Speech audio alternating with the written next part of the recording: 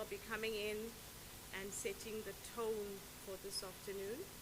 My name is Annelien Dry, and I'm a member of staff in the Faculty of Humanities, and I will be your program director this afternoon. So, over to our choir, who will soon set the tone for this afternoon.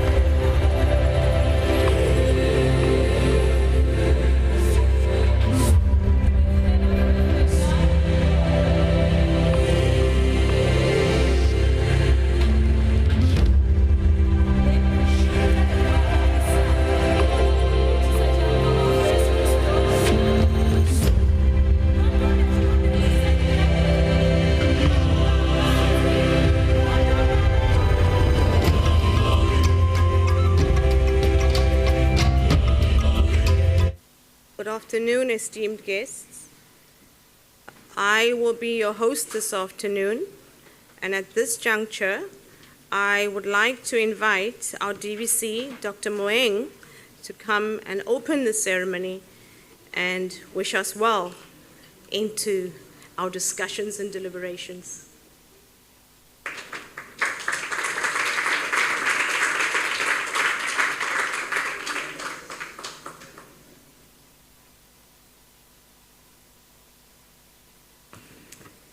Good afternoon, ladies and gentlemen. Molweni, goeiemiddag, dumelang, sanibonani. What a way to set the scene.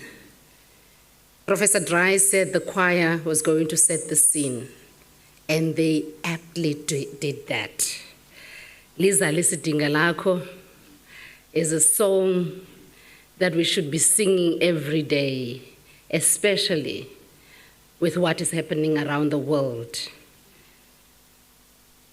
I'd like to welcome you all to this important lecture, the Archbishop Thabo Makgoba Public Lecture, which forms part of our institutional public lecture series.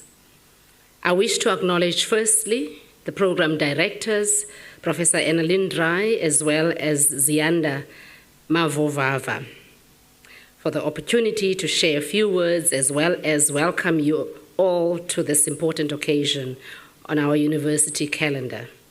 I wish to first acknowledge Archbishop Thabo Makgoba, after whom this public lecture is named and whose legacy we want to safeguard and preserve as Nelson Mandela University. Oftentimes, initiatives like this would be a token of honor to those that are no longer with us. In this case, however, we deemed it necessary and befitting that we honor you, Archbishop, in life. And therefore, we are extremely delighted that you have returned the favor and ensured that you join us in person here today. I would also like to extend my warmest greetings to Ambassador Ebrahim Rasool, a struggle icon, a diplomat, and the former Premier of the Western Cape. Ambassador Rasul will be formally introduced to us momentarily before delivering the third Archbishop Thabo Makgoba public lecture. Mine was just to acknowledge and welcome you. I also wish to acknowledge the Deputy Vice Chancellors that are here today, the Deans of Faculties that I've seen amongst us, the Deputy Deans, academics, the entire Executive Management Committee members here present. This lecture is taking place as part of a close collaboration between the Raymond Mhlaba Center for Governance and Leadership in the Faculty of Humanities and the Archbishop Thabo Makgoba Development Trust. In this regard, I wish to also recognize the Dean of the Faculty of Humanities, Professor Pamela Maseko, as well as other members of the faculty in support of this event. Last but not least, I wish to also welcome members of staff, students, and all honored guests from our First Nations, I see, who are present here, and they're always present in our public lectures. We also acknowledge you, and we thank you for gracing us with your presence here today. I was intrigued by the fact that today's public lecture's thematic thrust revolves around values and leadership, and that this has been a deliberate choice of words by the organizers of this event. It is also a striking coincidence that amongst the many other names of eminent persons who are associated with our institution and whose lives best exemplify our core values as Nelson Mandela University, Archbishop Thabo Makgoba's name will be on that list. It is for that reason, Ambassador Rasul and honored guests, that we have had no hesitation in naming this lecture series after the Archbishop. In you, Archbishop, we have seen the bold, resolute, yet steady and compassionate leadership, perhaps a blueprint to many of your apprentices here at home and beyond. It is a kind of leadership that is not prone to complaining or analysis paralysis, but one that is pragmatic, because it recognizes the psychological advantage conferred on it at this moment by history. We dare not waver because, as Njabulo Ndebele once counseled, it may inadvertently reflect a vulnerability which could dangerously resuscitate a familiar psychology of inferiority, precisely at that moment that the black majority ought to provide confident leadership. It should not be so easy to give up a psychological advantage, close quote. I think most would share my assertion that both the Archbishop and the Ambassador are the standard bearers of the kind of leadership Professor Njabulo Ndebele contemplates in the excerpt just cited. This lecture series also resonates strongly with one of our core strategic focus areas, that is transformative engagement. It is about shedding off the distant ivory tower tag usually associated with the university, to being a university that is engaging with all publics in pursuit of our noble desire to be of service to society. Since we are mindful of our privileged status and the inadvertent deliberating effect that can have on how we relate to others and how we are in turn perceived, we have taken great care in our medium of engagement. In that regard, we are deliberate in our commitment to opening up engagement platforms that are framed by equalizing partnerships between us as a university and our external partners. We do so because we are acutely conscious of the fact that no single sector or institution can on its own offer the right tonic to the complexity, uncertainty, and the ambiguity which all circumscribe our social world. This is a point also recognized in the title of this public lecture, which Ambassador Rasul will deliver. While not attempting in any way to preempt the substance of the lecture, it is clear that there is recognition of the complexity of the human condition and the attendant leadership philosophy and posture required, with values at the very center of that leadership philosophy and posture. Here at Nelson Mandela University, we place a high premium on our core institutional values, which in turn anchor all that we do, including in management and leadership. Those values are Ubuntu, social justice and equality, diversity, integrity, excellence, and environmental stewardship. We have ensured that we expand access while also taking positive measures that would see to it that those admitted into our institution are reasonably supported so that they can succeed. For example, our institutional data on student success rates show that we are currently above the national average when it comes to student success.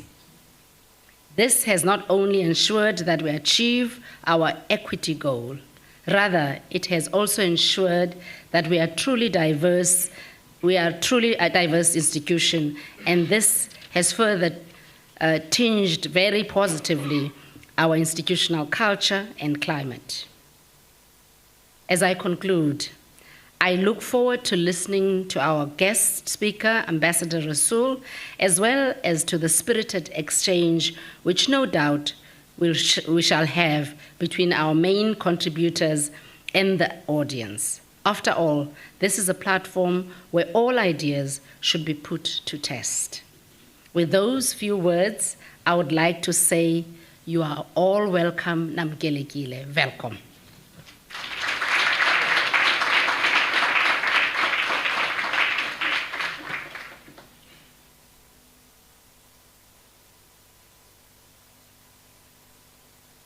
I'd like to do the introduction to our Archbishop, the Faculty of Humanities Archbishop, and the Raymond Mhlaba Center for Governance and Leadership.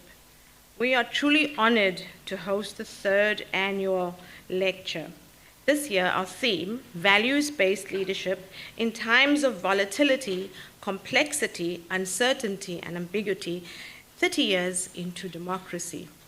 I share with you this morning, my co-host, Ziyanda Mavovana, I spoke to her and I said, "How old are you?" And of course, it's inappropriate sometimes to be asking somebody's age. But in this space, I felt quite justified. And she said, "Well, I was born in 1994." And I proceeded to call her a born free. And the ambassador and I had a little bit of an engagement. Is it appropriate to call her a born free? And the words that Ziyanda gave me this morning was, "It's totally appropriate. I am proud to be in an era of democracy." And on that note, we'd like to thank you for gracing us with your presence. For our audience, in 2021, Archbishop Makgoba and his wife, Mrs. Makgoba, and the Archbishop Thabo Makgoba Development Trustees endowed Nelson Mandela University with an annual lecture series. The lecture provides an opportunity for the trust and the university community to engage critically on issues of value-based leadership. And since 2015, the Trust has endowed the annual lecture series to several other universities, also to engage on fitting issues around some of the challenges and some of the opportunities that befits our country at the moment. On that note, I'd like to invite our Arch to share a few comments.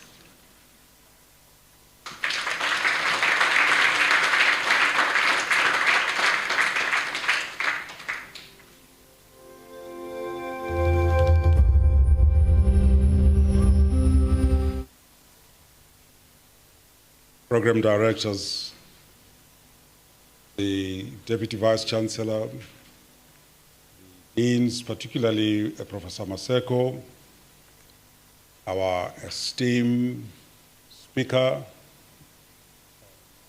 Ambassador Rasul, and respondents. I feel humbled by the welcome and what has been said about us. The aim really is to make our universities, as the Deputy Vice Chancellor said, spaces that are not ivory towers. Our universities be a place of engagement beyond the students that are at those universities. And so as the Development Trust, a small trust indeed, whose trustees are Dr. Louisa Mujela, Dr. Gloria Sirobe, Lungi Makgoba, and I, we used to have Mos Mashishi, have come up with 3 strategic pillars of education, social justice, and food security. So this lecture series are under the area of education. We are only 12 years old, but we are represented at plus or minus 9 universities. In the Eastern Cape, it is Nelson Mandela University and Rose University are in their 10th lecture. We've got Fort Hare University, Walter Sisulu University. In the Western Cape, we have the University of the Western Cape. We have Lesotho, and we have now Swaziland. I may have forgotten 1 or 2. Mpumalanga, 2. We hope that indeed you'll have a robust discussion with the speaker and the respondents, and that in doing so, you will take some of those values and live them out. They won't just be academic principles to be pursued, but they will be lived values that will enable each one of us to make this world a better place. We meet today on the day we commemorate the end of the Second World War. We meet today as a Christian leader on Ascension Day, My parishioners must be turning in their graves, those that are not alive, to say, Archbishop, you're supposed to be in church today. But there's no better church than being in such a platform to reflect on issues that affect our everydayness and issues that want us to elevate our levels of engagement and the values with which we should be characterized by. And so with those brief comments, I want to say we value this relationship deeply. It is us who are very proud to be associated with this university, and we hope to continue for as long as we've been borrowed this life to ensure that we talk, we reflect, and we transform our society. Thank you so much.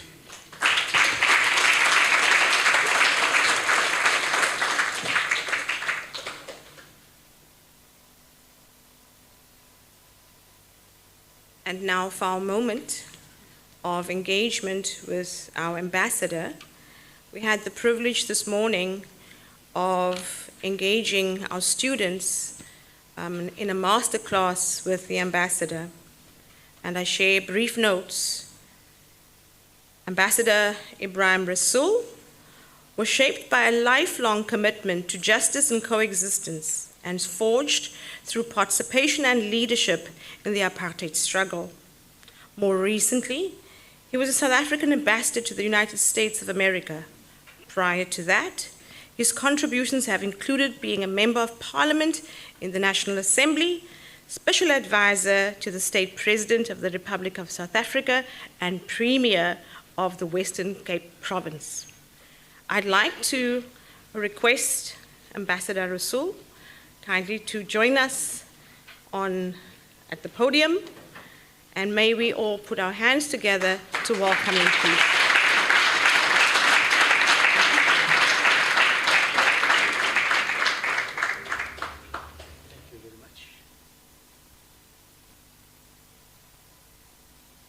Thank you very much, Professor Dry, both for the welcome and for the invitation to be part of this very august gathering at the university named after Nelson Mandela. And in fact, I think that it is a most daunting task to be asked to give a lecture at a university with a name that carries the name of Nelson Mandela. I go all over the world and I'm amazed how people are in awe of him, what he has done, how he has lived his life and so forth. And we sometimes need the outside affirmation that we got things right. We may have our debates and our contestation, particularly amongst those who were born later, who have no benchmarks of suffering, who glibly say what happened in '94. But I think that you've got to understand how the world yearns for that kind of leadership, to understand why there is a special and important burden on all of you to be at a university that carries that name.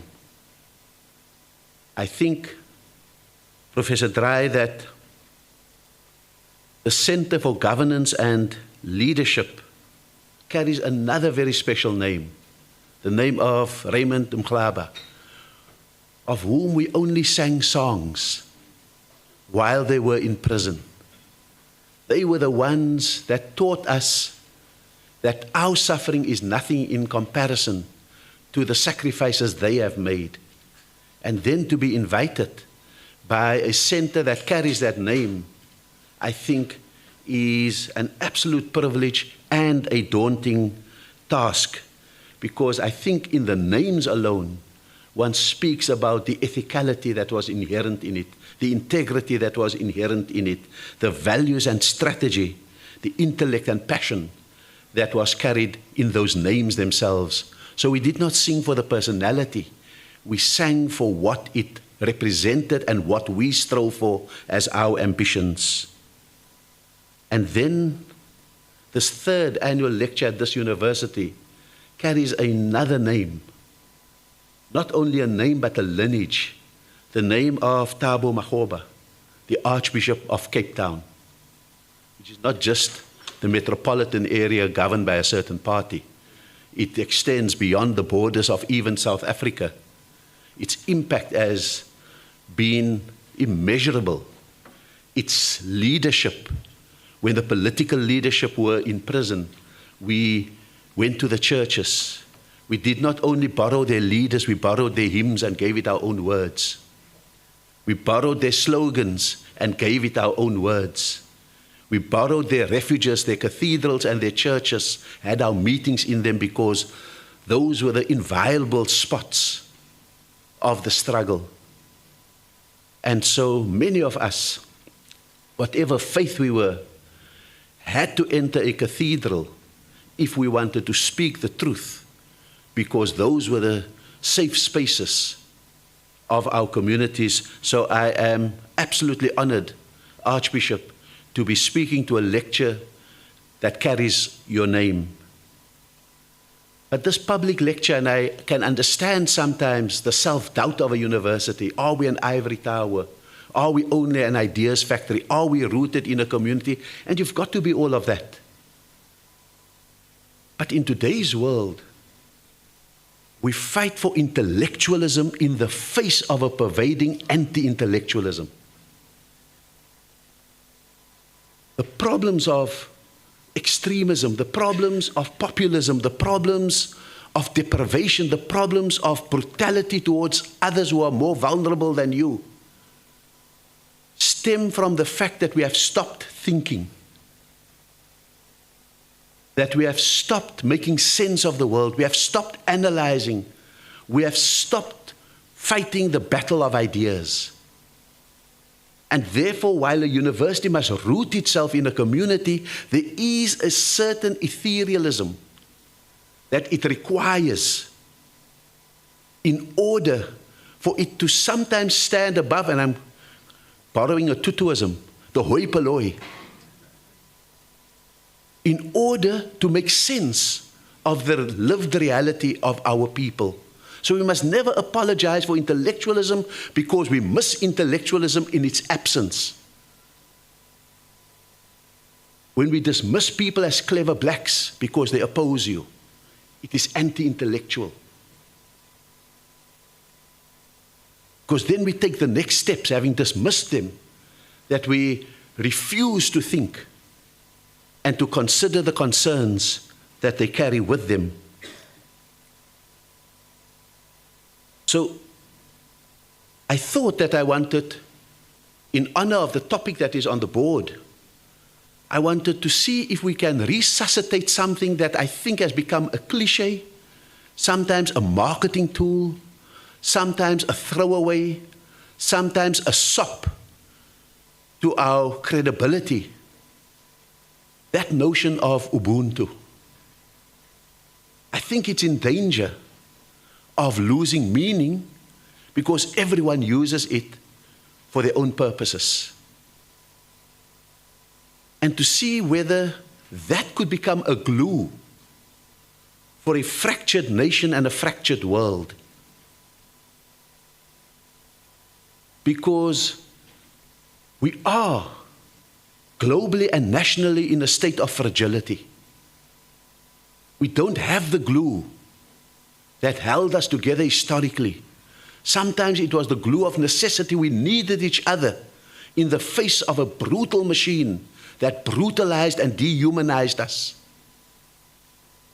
And sometimes within that glue, we found unlikely partners. You found yourself in a cathedral because maybe your mosque couldn't accommodate the women. For important statements to be made. Sometimes we found ourselves glued together by shared theologies because we understood that the theology of a Desmond Tutu being nominally Christian with the NG Kerk were diametrically opposed, and we were far more together as Muslims who wanted justice and freedom with Christians who wanted justice and freedom than we sometimes had with our own muftis or our own bishops. And so this glue is a transgressive glue that holds together unlikely people, unlikely organizations, unlikely ideologies, and unlikely political persuasions. And we need this glue because we live in a world, and I quoted it this morning to the masterclass, that is almost designed by the literary genius of a Bertolt Brecht, who in his play, Galileo, he puts in the mouth of Galileo the words, "Unhappy is the land that needs a hero." Unhappy is the land that needs a hero. And the point that I made this morning was that the Scandinavian countries are so happy that they can produce Nobel laureates in science and literature and medicine and physics and all of those kind of things. But they don't produce Nobel Peace Laureates because they're just too happy. A country like South Africa, on the other hand, has produced 4 Nobel Peace Laureates, which is a glory and a pride to our country, but is a signal of our unhappiness historically.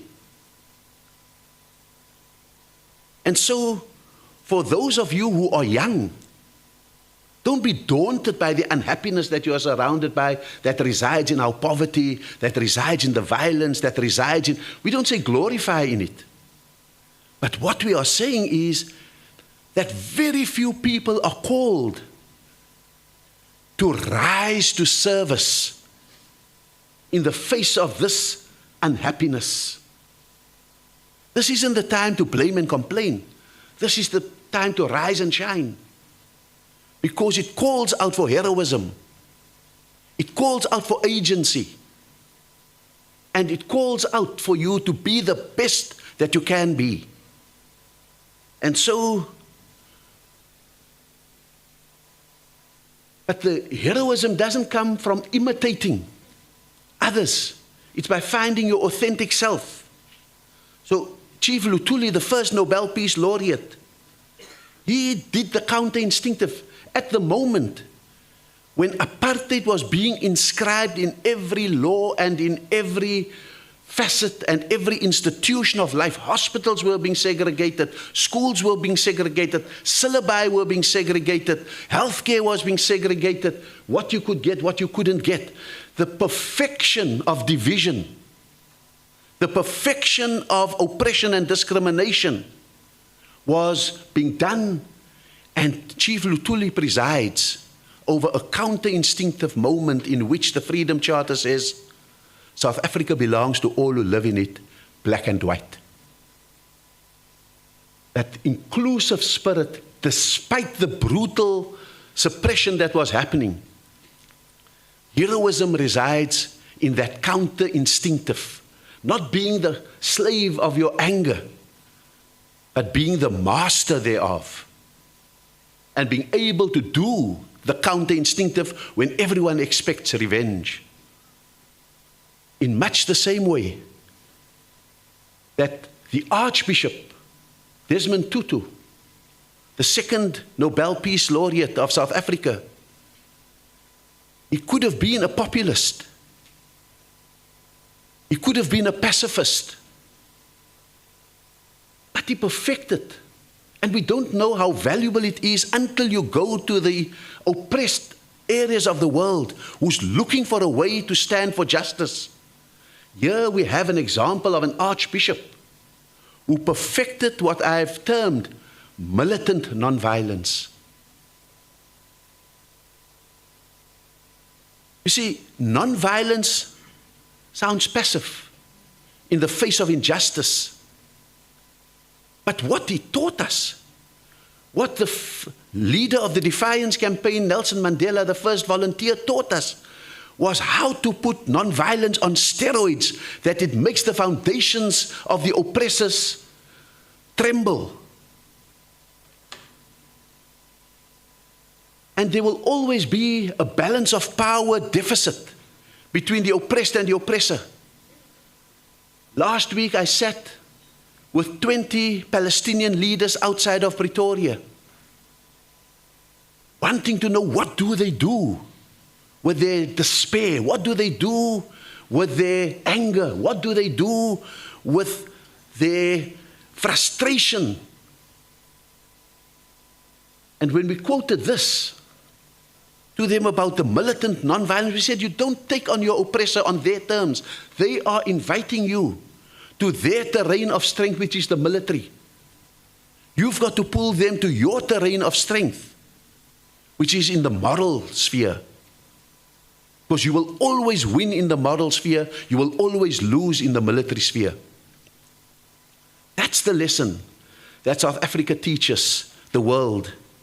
In the same way that F.W. de Klerk, our third Nobel laureate, understood that the game was up. That if he couldn't win the war, even if he had all the tools and weaponry to win the war, he had a better chance of winning the peace. And had the foresight. We didn't ask him for conviction. We asked him for foresight to understand that moment. And in much the same way that we have a Nelson Rolihlahla Mandela, principled and strategic.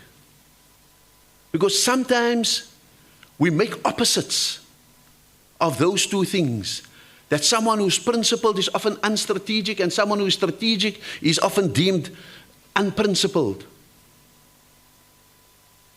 And the power of language is the power to command things. Sometimes we are sloppy with language. Sometimes we are careless and reckless with language. But the idea of a principled strategic leader is, in the words, in the application to Nelson Mandela, is the ability to understand that there are principles worth dying for and worth going into battle, to be able to unfold a strategy that stops short of entering the terrain of strength of your enemy and pulls them just this side of the moral line onto your terrain of strength. That bigger goals often need the sacrifice of immediate actions and lashing out. So I describe that as 4 personalities that showed Ubuntu in various ways. Ubuntu, as Nelson Mandela would say, I am because you are. Please take a bit longer. So Desmond Tutu says, we are people through other people. But what it speaks about is that we are each other's keepers. That my humanity is linked to yours. And in a very real sense, we've got to salvage from the cliche of Ubuntu, alongside concepts like Simonier and rainbowism and all of those kind of things. We've got to resurrect the essence. The essence of it is, how can you be different and the same at the same time? How can I be strongly in my faith, in covenant with others who believe like me, and yet plural with others whose viewpoints I share? So how can you be in covenant and plural? That's the art of South Africa. That's the essence of Ubuntu. That we have a shared common good. We have a shared set of values, shared objectives. But I often have my own identity. I often have aspects of an ideology that I like for myself. But we don't make opposites of it. What we do is to find a creative fusion in this notion that is taking root in the world called covenantal pluralism. being in covenant with your own and plural with others.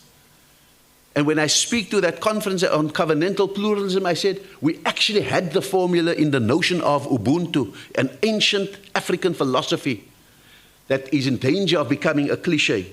And when we call upon Ubuntu, we don't do it in an act of nostalgia, a yearning for the past. We are trying to find how does Ubuntu animate, give life, dynamize the principled strategic in our world today. And when we look at this principled strategic, Ubuntu would ask us certain questions. Who is your other? And where is, and do you have the capacity to destroy your other? Or is your other here to stay?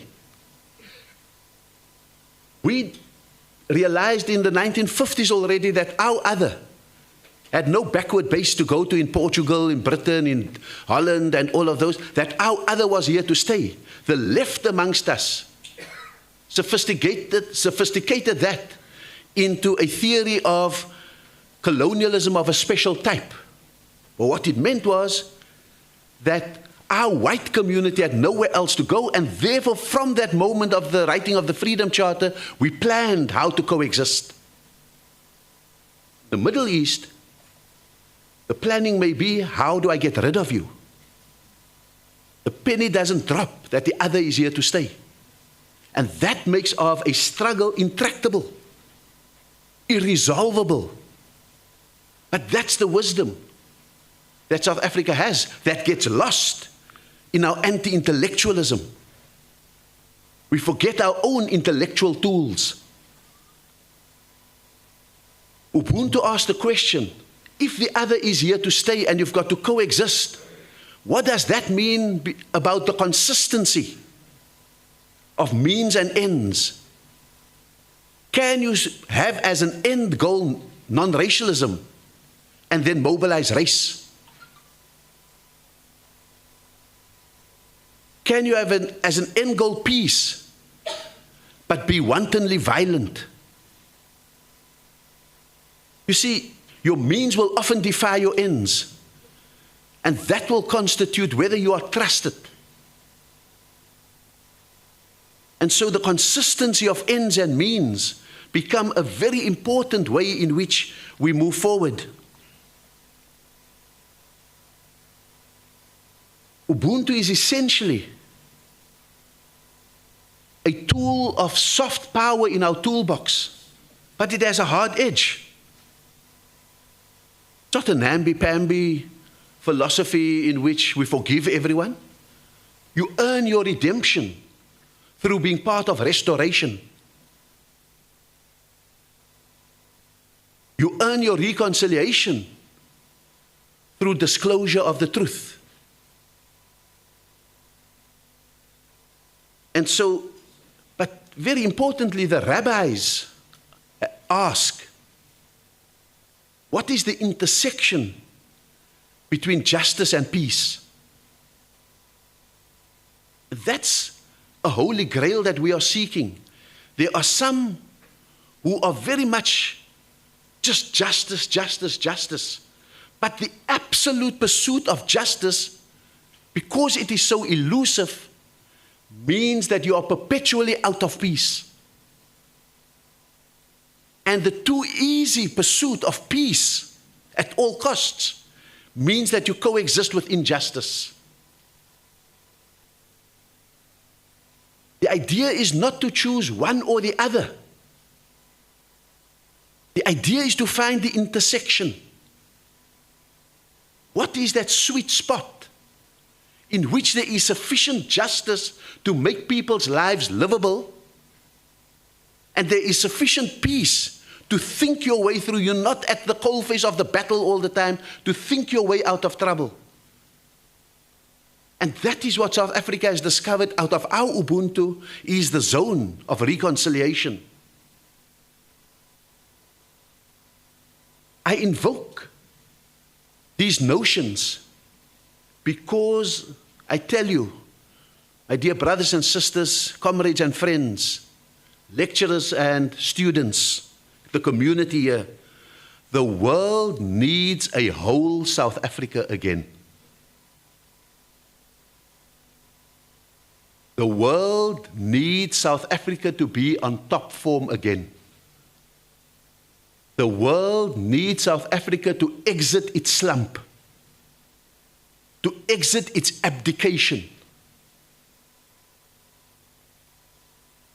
Whatever the elections are, it has to revive that essential intellect, that essential philosophy of Ubuntu, that essential gift to the world of not only our Nobel laureates, but the many who were martyred, the many who were jailed, the many who were denied their right to exist and to be free. That's what the world needs today. So we're not nostalgic for the past. What we are certainly horrified by the present, which comes in the abdication of South Africa from the world. And we are therefore concerned for the future. The International Court of Justice, to which South Africa took Israel, we're not judging that victory by whether there's a ceasefire, whether the killing has stopped. Certainly it's continuing. Whether food is moving into Gaza, into the people, whether healthcare is moving in, humanitarian aid is moving. We're not judging that because that's not what we control. And certainly South Africa did a huge favor to the Palestinians and particularly the people of Gaza. But let me tell you, the Palestinians gave South Africa a greater gift than we could ever give them. They gave us back our morality. They gave us back our sense of right and wrong. They gave us back our true north. They gave us back our history. Because that was what happened at the moment we took the case to the ICJ. We rediscovered our true north. We thought that it would never come back. And so South Africa was able to take on the genocide. But there are 3 massacres happening in the land of Palestine that South Africa has intervened in positively. The first is the obvious one, the genocide, the killing of a genealogy, of a group of people who share a gene makeup called Palestinians. But South Africa has also intervened in what I call a patricide. Not a patricide, a patricide, the killing of a country. The attempt was made 75 years ago. In 1967, it was exacerbated. Then there was the holdout of a 2-state solution based on the 67 borders. Even that is being killed today. And that is the intervention of South Africa in the patricide, the second massacre. But where South Africa has been most successful is in preventing the third massacre, the vericide, the killing of the truth. What South Africa did in the ICJ was to change the narrative from Israel as the victim of history to Israel as a perpetrator of a genocide without subtracting the horrors of the Holocaust. But from victims of a Holocaust, we expect more. We don't expect a South African who was the victim of a barbarism by apartheid to act with the impunity that I can do anything because I was once a victim. So we changed the narrative. We changed the narrative of Israel as engaged in self-defense to Israel as engaging in an aggressive occupation. It can't be that your revenge means that one Jewish life is equal to 400 Palestinian lives. It is discrimination of the worst kind. But we changed that narrative. And we changed the narrative of Palestinians as subhuman terrorists to Palestinians as flesh, blood, bones, and soul. And that intervention by South Africa, that change of narrative, is what we are seeing on the campuses of the world. Because we have humanized the Palestinians and we have accused the Israelis. And we did not simply accuse them in a solidarity sense. We put our best minds forward, and that's when South Africa found its intellectualism again. We did not go hum and haw at the court. We did not go and beat our breasts at the court. We went there with a team that was committed, but they were competent. Legally competent, intellectually competent, historically competent. And what that says to the young people here, passion is not enough. It's essential, but not enough. You've got to be competent if you want to push back the forces of injustice. So what the Palestinians have done for us is enormous, and that's why from today, a mission has landed in South Africa of global scholars of the Muslim world on what is called a kalimatu shukr, a mission of thanksgiving to South Africa. To say, you have been enormously helpful to us, and on Monday they will go to Luthuli House to convey that thanks to the ruling party. So, what we are dealing with in our country and in the world is a moment of rapture. Now, Archbishop, all believers want rapture. They're all looking for the rapture. Whether it is Jannah, whether it is heaven, whether it is nirvana, whatever it is, we all want rapture. But we often don't want rapture. Sometimes rapture has to precede rapture. If you personally want it, you've got to disrupt the things that are sinful in your life. You've got to have a necessary rapture so that you can dream of rapture. COVID-19 was a moment of enormous rapture in which it allowed humanity to reimagine their lives. What if I die tomorrow? What if in a shopping center I picked up the virus and I died? We all faced our end. My personal biblical hero is Lazarus, the one who saw his death and then could remold his life. And so, rapture has to be absolutely critical as the precondition for rapture. What it means is that maybe we are in the throes of rapture in the global sense. We've got the conflict, Russia-Ukraine, which was a necessary precondition because we saw the justified tears of the Western and Northern hemispheres at the prospect of Ukrainians being bombed and shot. And they showed their true emotion when people who looked like them, talked like them, ate like them, dressed like them were being killed. The moment that was magnified in Gaza, it told us we're dealing with differential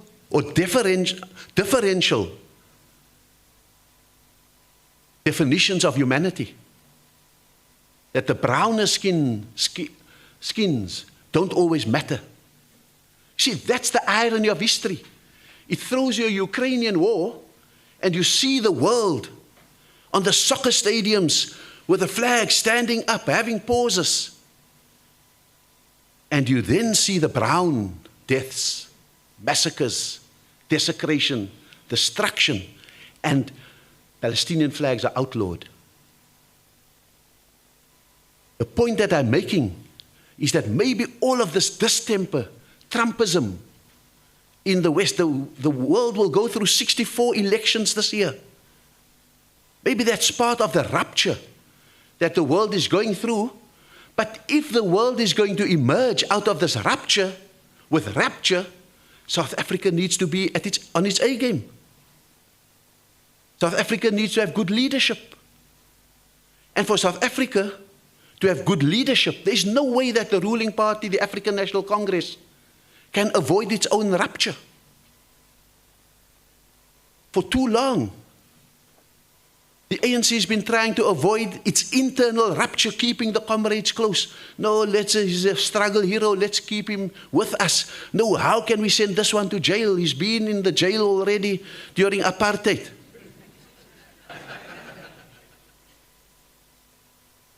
So we've been trying to avoid our rupture.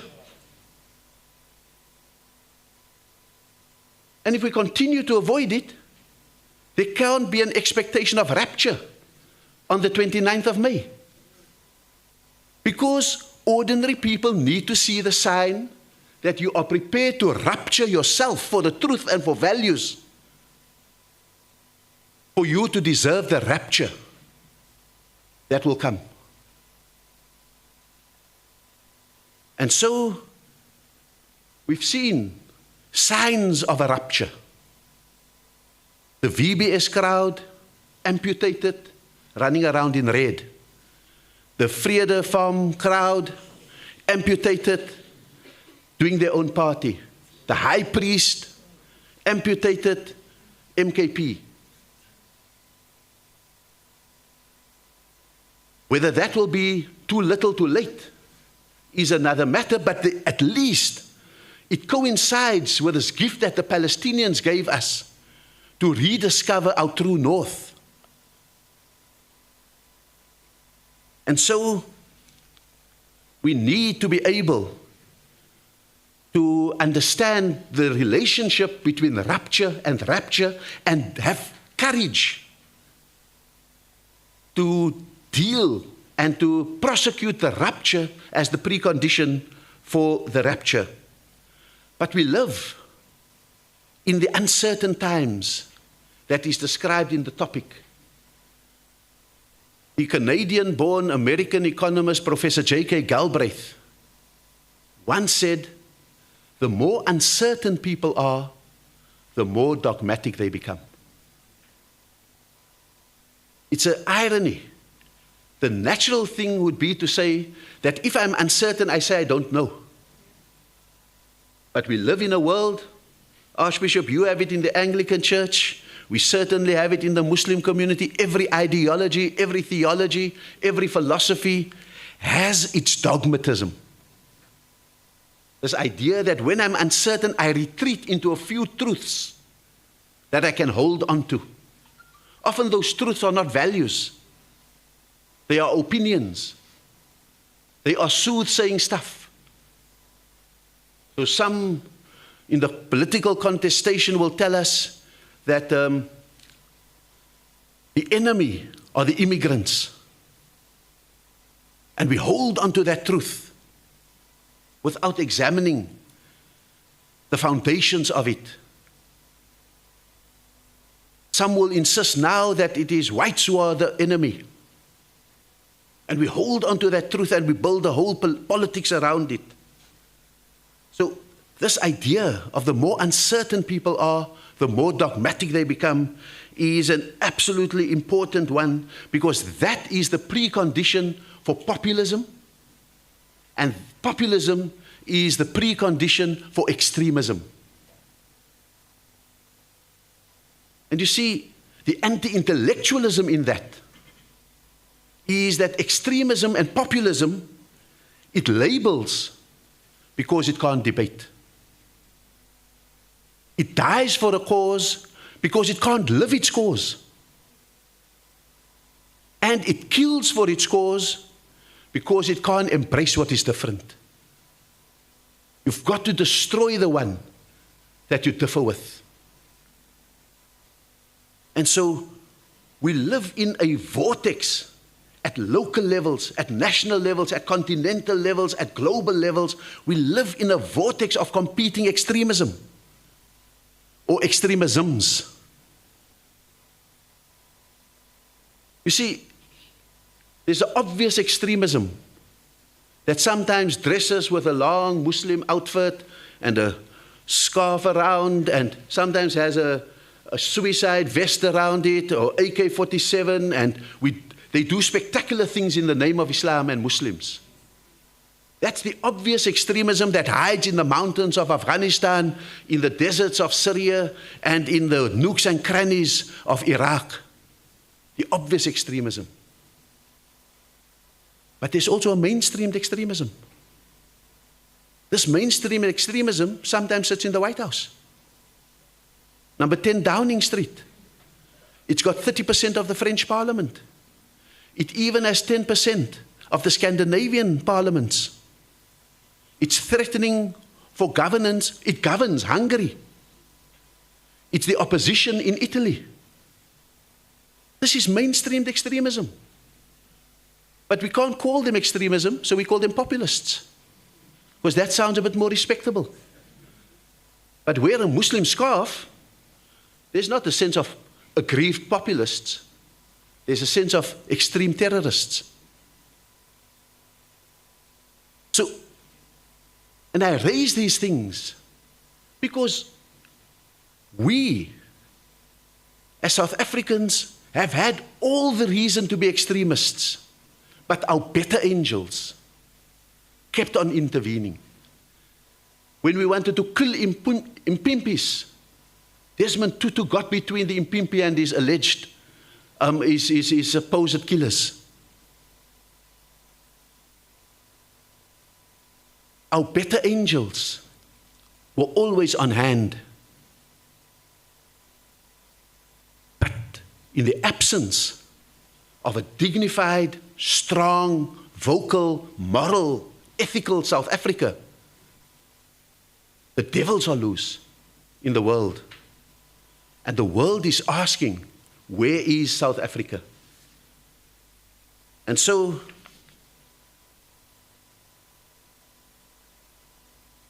I deliberately, in this lecture, did the constant interplay between our national situation and our global tasks,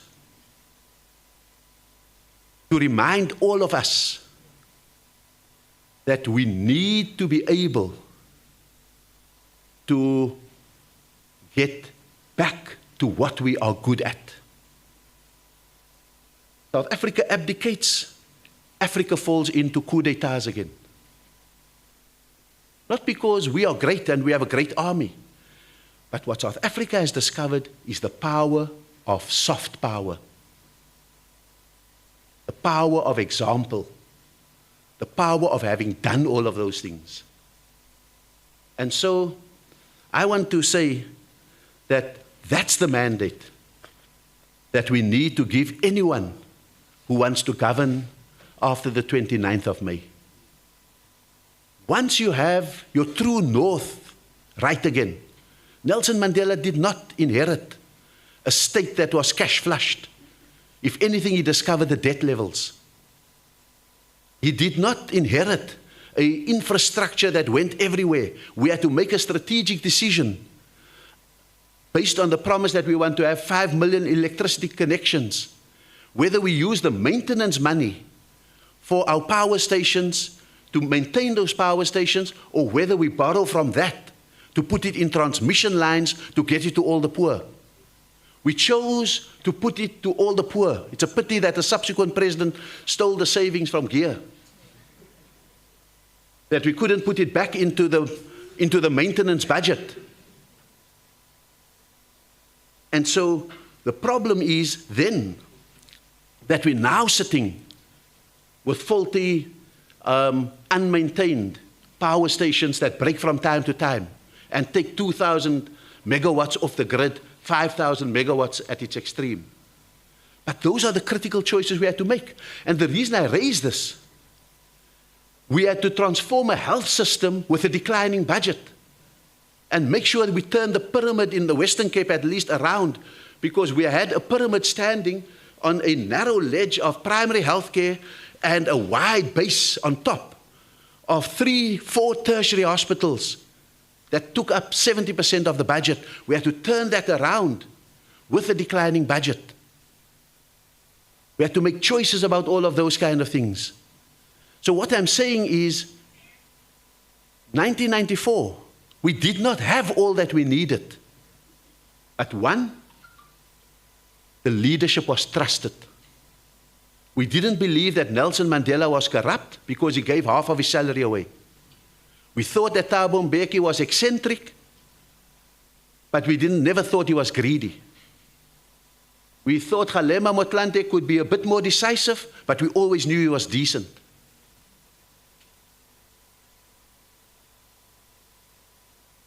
But the truth is, when number 1 steals, number 20 million jumps the red robot. Number 30 million pickpockets you at the terminus. Number 50 million kills you for 10 rand.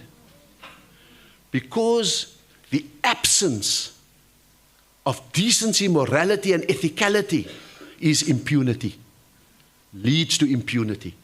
Everyone does what they want to.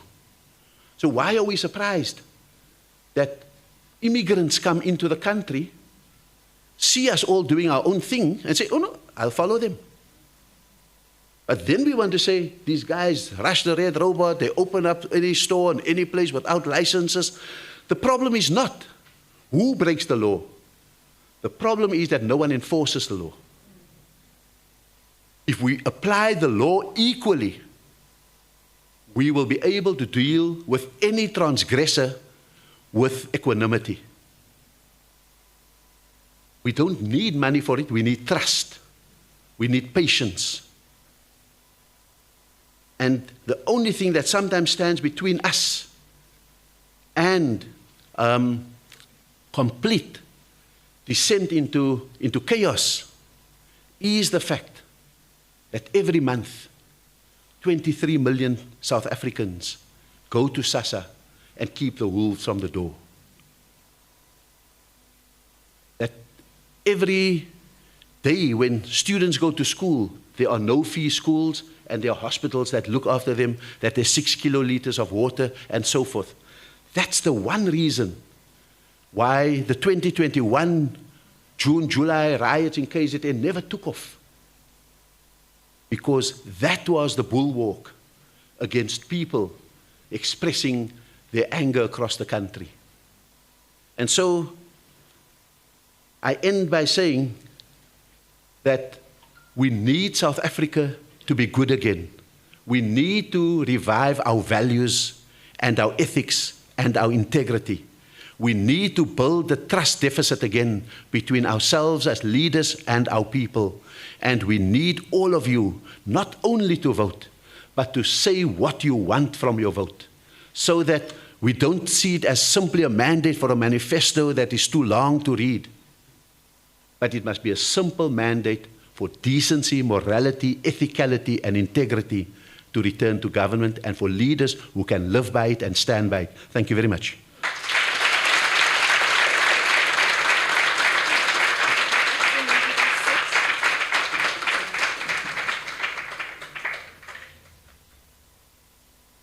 Honored guests, I think it's only fitting that we give our ambassador another a round of applause.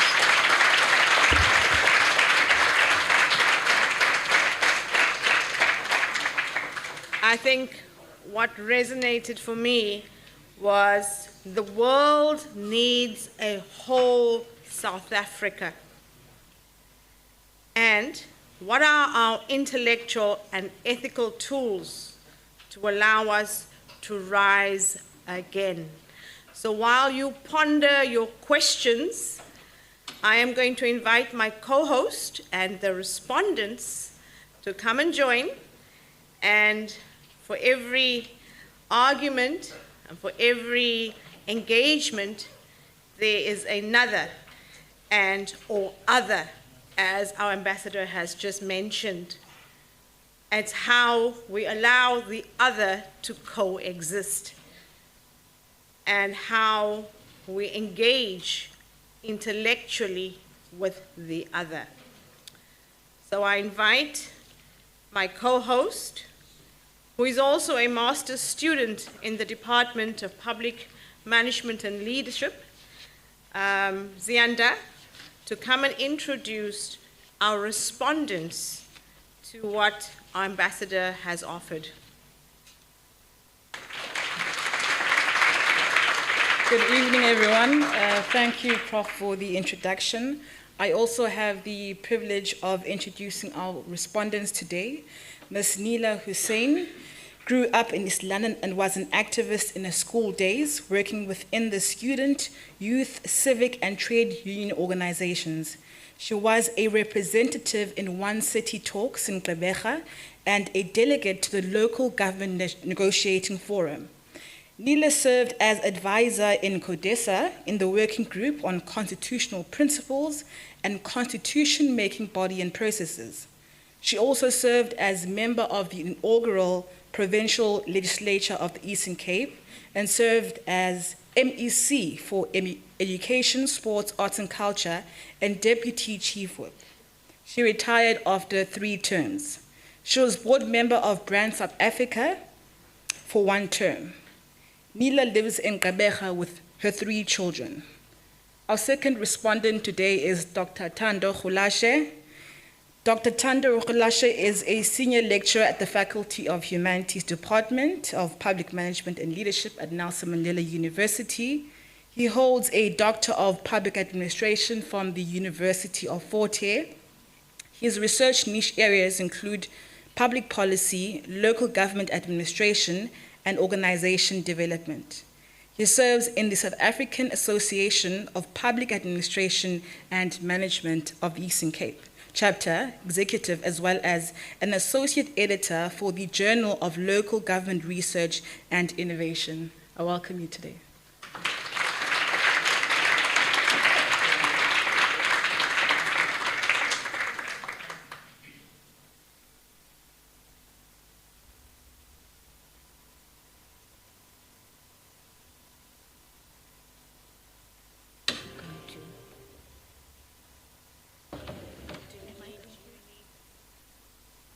Maybe not, maybe I'll sit.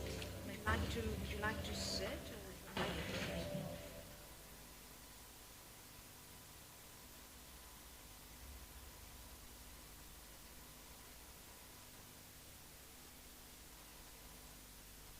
See? Is that fine? Yes, thanks. Are you fine? Yes, thanks. Thanks, Program Director. I know I am a bit advanced in age, so I don't feel embarrassed. Program Director, Archbishop Makgoba, Ambassador Rasul, Dr. Khulashe, thank you very much for creating the kind of environment we need to be able to discuss things which we don't ordinarily do quietly. I must admit that I took a few years off to experience some quiet because the world and our lives have been very, very noisy. And recently, a very dear comrade of mine, I stumbled upon him by chance, and I discovered that they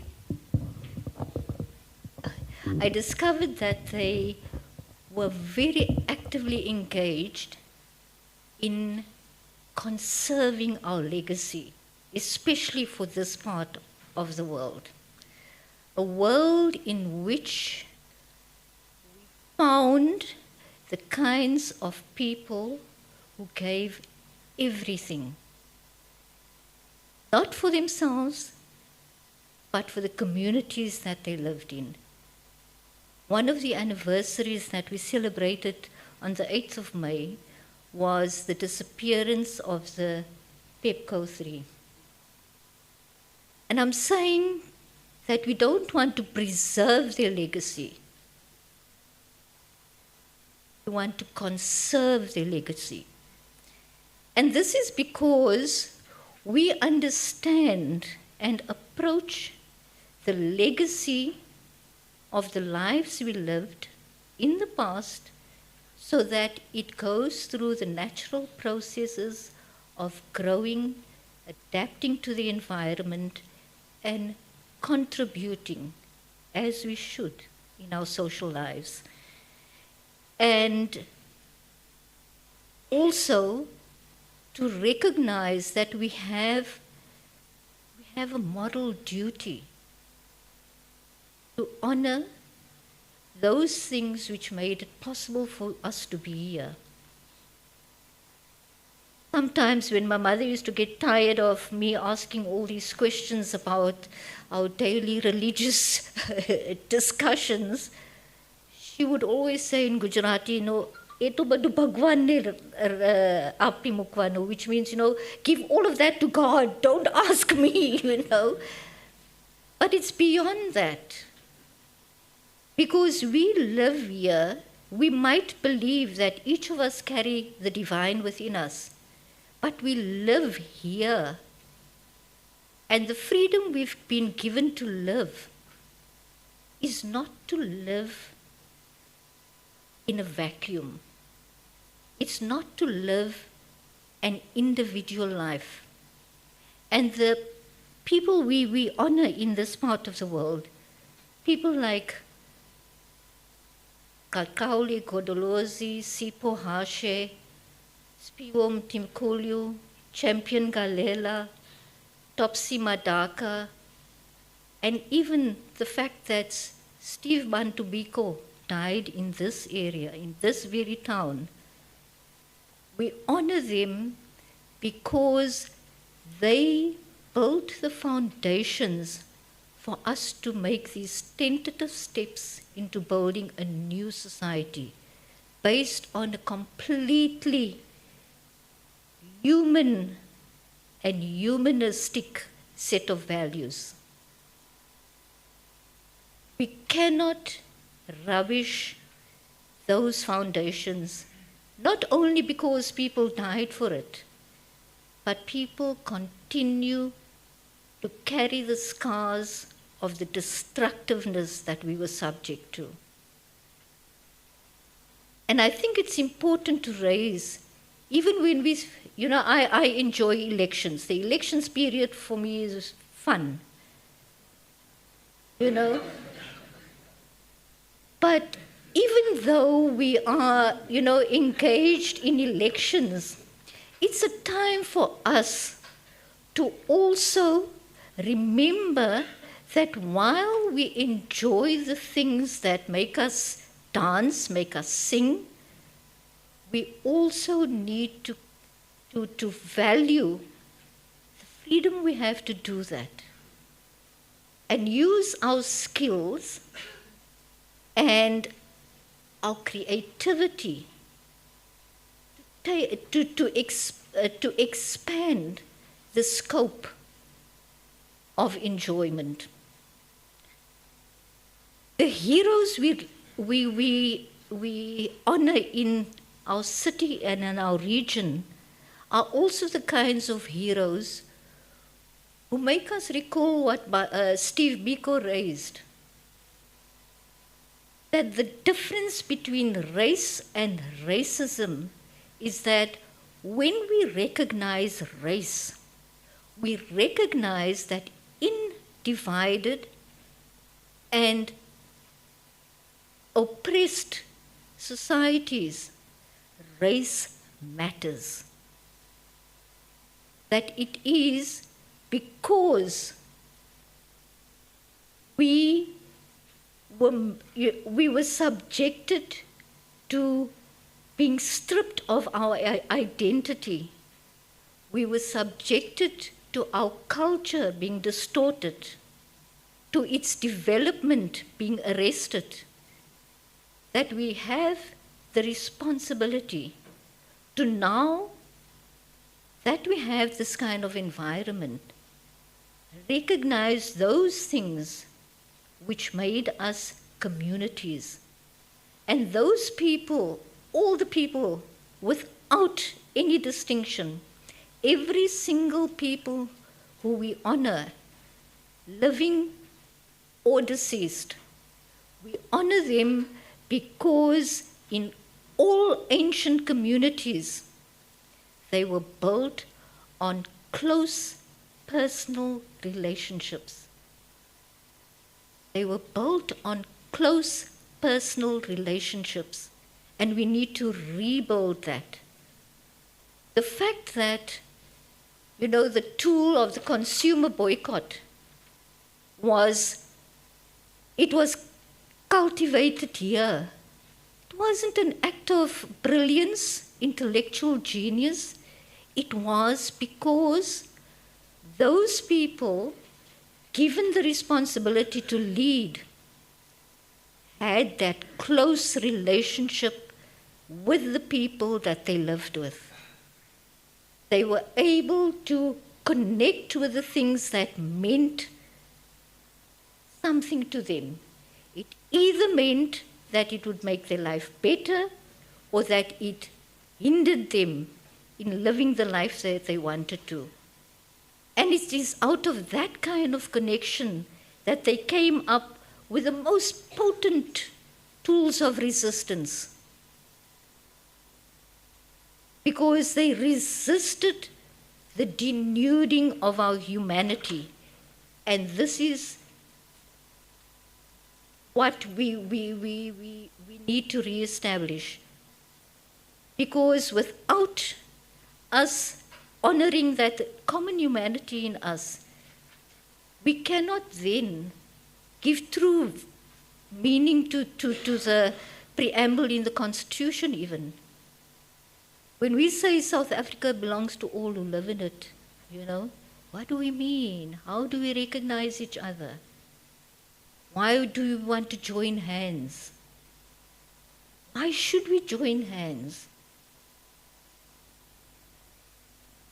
Our paramount chief, for instance, they have those communities, those indigenous communities in our province, whether they're from the east, the central part, or the west of our province, all our indigenous communities and remnants of those communities have ancient wisdom, they have ancient knowledge, which we then, as a new government, wanted to also resuscitate.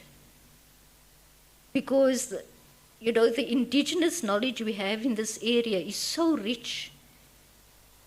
It is so much more in harmony with our natural environment and the people that unless we start elevating the use, the knowledge, and the wider spread of use of that kind of knowledge, we will be continuously subject to the bullying of those societies who have no respect for anything else but their own personal interests. I then want to also say that the heroes in our area were also heroes because they were able to resist and overcome the extreme and exceptional destructiveness of the state security forces. It wasn't just, boots and guns kind of destructiveness. It was a total strategy for what the State Security Council, by the way, the legislation establishing the State Security Council was already passed, unanimously. No opposition parties opposed it. I think as far back as 1972. So the United Party, and I can't remember what the Progressive Party was called at that time, or were they Liberals, but no opposition parties opposed it. This State Security Council was based on the notion of a total onslaught by the progressive forces within and outside of the country to overthrow white minority rule.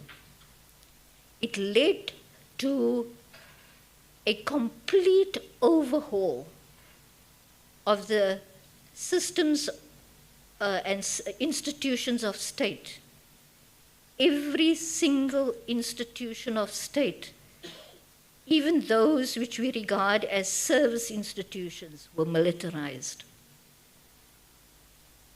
As that program unfolded, the establishment of the joint management system ensured that every single post office, every police station, at least one school in every area, churches, all had agents reporting through the channels back to the State Security Council. It was not only an onslaught on political activity. It was an onslaught against the hearts and minds as well. So it was more than a simple economic, political, military onslaught. It was meant to win the hearts and minds as well. Out of that kind of destructiveness that was unleashed on our people, we still managed to maintain that humanity which was necessary to resist and ensure that that humanity is uplifted. I'm mentioning this because I think that it is necessary, like the ambassador was saying, that we need an enhanced intellectualism. Once again, I want to go back to Steve Biko. He says that we need to actually sharpen our understanding of the interplay of different aspects of our lives. Our place in the world, how we understand the world, and it is only then, when we understand the causes of our situation, will we be able to then develop and propose measures to overcome and establish the kind of lives we want to lead. Joel Netshitenze, in many of his papers, also speaks about reconstruction and recovery. That we don't only need to reconstruct those things that would ensure that we live the kind of lives which are guaranteed in our Constitution. I mean, we had debates about including third and fourth generation rights, but we insisted that we need to do that because this is the kind of social life we want. In order to be able to do that, we need to recover our humanity. And I would encourage everyone not to dismiss the writings of the older people. Steve Biko is still relevant.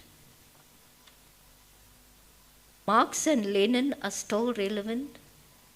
Trotsky is relevant. And so are the people of the South. The Latin American writers, those from the East. We need to be able to understand different perspectives so that we can bring about a kind of convergence, because like the ambassador was saying, the world is ready for a new approach. BRICS has done that. The ICJ application has done that. We now need to draw on that energy that exists out there. Thank you, Chair.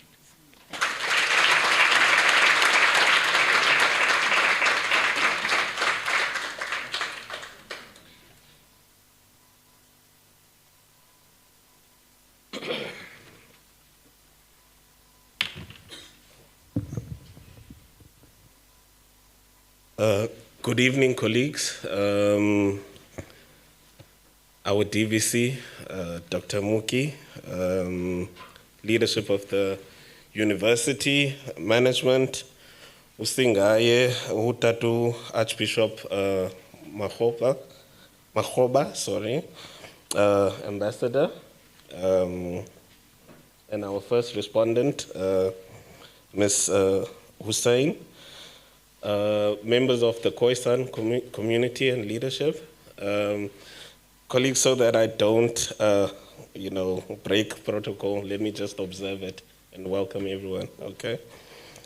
My task is very simple as the second respondent, especially coming from an academic background. It's to confuse you and leave you with more questions. So, yeah. I think earlier, Ambassador, you said something very profound, around the subject matter, and you said, we're having this discussion in a time where, there's so much uncertainty, but where we're heading into a watershed election, and how you describe watershed was, for me, very profound. You said it's time to sift out whatever wrong is within society, and carry on the journey like a river with pure water, okay? I think as much as the contributions today, the keynote, even the first response, provoke many thoughts, one of the things that stand out for me when I listen to the contributions is a question of the emergence of leadership. And maybe simply put is, where do our leaders come from, okay? And the most immediate thing or answer that comes to my mind is that our leaders don't fall from the sky, and maybe sometimes we wish they did, but they come from us within society, okay? So leaders emerge from us within society, and that mainly is around the response that I want to give. I want to do a quick reflective exercise and chat about different eras and, epochs where we can view how society was, and maybe also talk about the types of leaders that emerged, from that particular time. Perhaps a confession I should make because of time is that I will cut this exercise very short, because if I did justice to the exercise, I would ask, colleagues from the discipline of history to come next to me and explain, perhaps, before 1652, how was society? Who were our leaders? How did we live? And perhaps challenge them even further to say, post 1652, how was society? How did our leaders react to whatever activities were happening during that particular era? But we don't have time for that today, so I'll concentrate on something, or rather an era where the previous speakers, shared a lot of detail about how that particular, era was. And what is nice is that there's literature out there. There are videos for those who, don't like to read and want to listen to people talking, which explain to us truly, pre-1994, how society was, the oppression that our people really went through, the separate development that took place, and whatever other, hardship that our people went through. And what is now of interest is that we can then just zoom into the type of leaders that emerged during that time, And perhaps while I'm explaining or giving my inputs about that time, and I think the previous speakers did very well to paint a picture about that time, you can perhaps imagine, post-1994 till today, where we are in the context of whatever I'm sharing. And then some homework, because I am a teacher, is for you to imagine from post is it May 29th? I am registered. May 29th, elections, what type of society and leadership are we looking for? And when I do this exercise, colleagues, what I want to do is to focus on 3 pockets of society. The first pocket looks at the religious or faith-based movements that we had within society.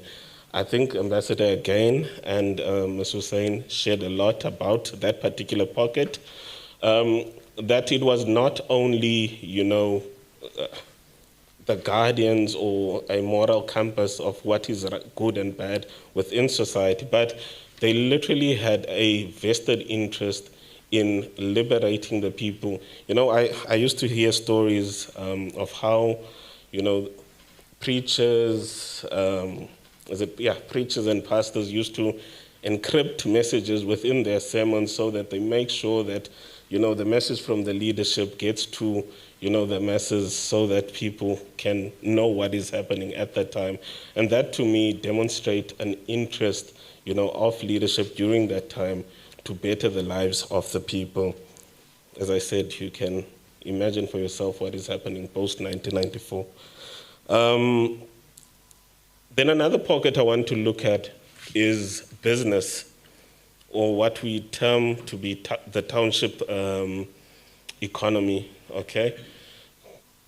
During that particular time, and what I can note is that whether someone had a spaza shop, had a tavern here, or whatever the case might be, they had a vested interest for their communities. I remember growing up right here in New Brighton. In our community, I used to live at Ward 14, and we had about 3 soccer teams that were sponsored by business people from within the community. Other, wards also had their own teams, and we knew that if you are a young man who plays soccer, during the day you are found practicing, and in the weekends you are found in the soccer field. So business at the time also had a very, very, valuable interest to enhance the community. Again, do the exercise, look at post. I will summarize post-1994. Another interesting pocket for me is the working class, professionals or working class. I don't know how we should, phrase them, but I'm looking at nurses, looking at teachers, I'm looking at police officers and other people you can imagine. During the time, and there's a particular story I will share, but I want to argue that during that time, these people that I mentioned had truly a vested interest in seeing their communities, being better, being, carrying values of working together. And I think you put it very well earlier, Ambassador, that, everything was done in the spirit of Ubuntu.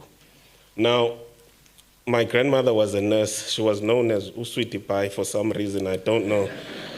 But Uswiti Pai, strangely enough, in her wardrobe, had a dispensary of note. And people within the community knew that if they had a headache, they can always go to Uswiti Pai to get an aspirin or whatever the case might be. Two houses from us lived, the Manona family. I think Ulungelo is in our faculty. His father was a principal in a local school. We knew, all of us as kids within that vicinity, to do the right thing and behave because there was a school principal who was among us within community. I can list all the other people that you can think of, but all of them had a vested interest to develop the community. Now, I'm not saying post-1994 that changed. You can deduce for yourself. But we're going through so many challenges as the communities and as the citizens. And the question perhaps we should be asking then is what type of leaders will then emerge from this particular society that we have?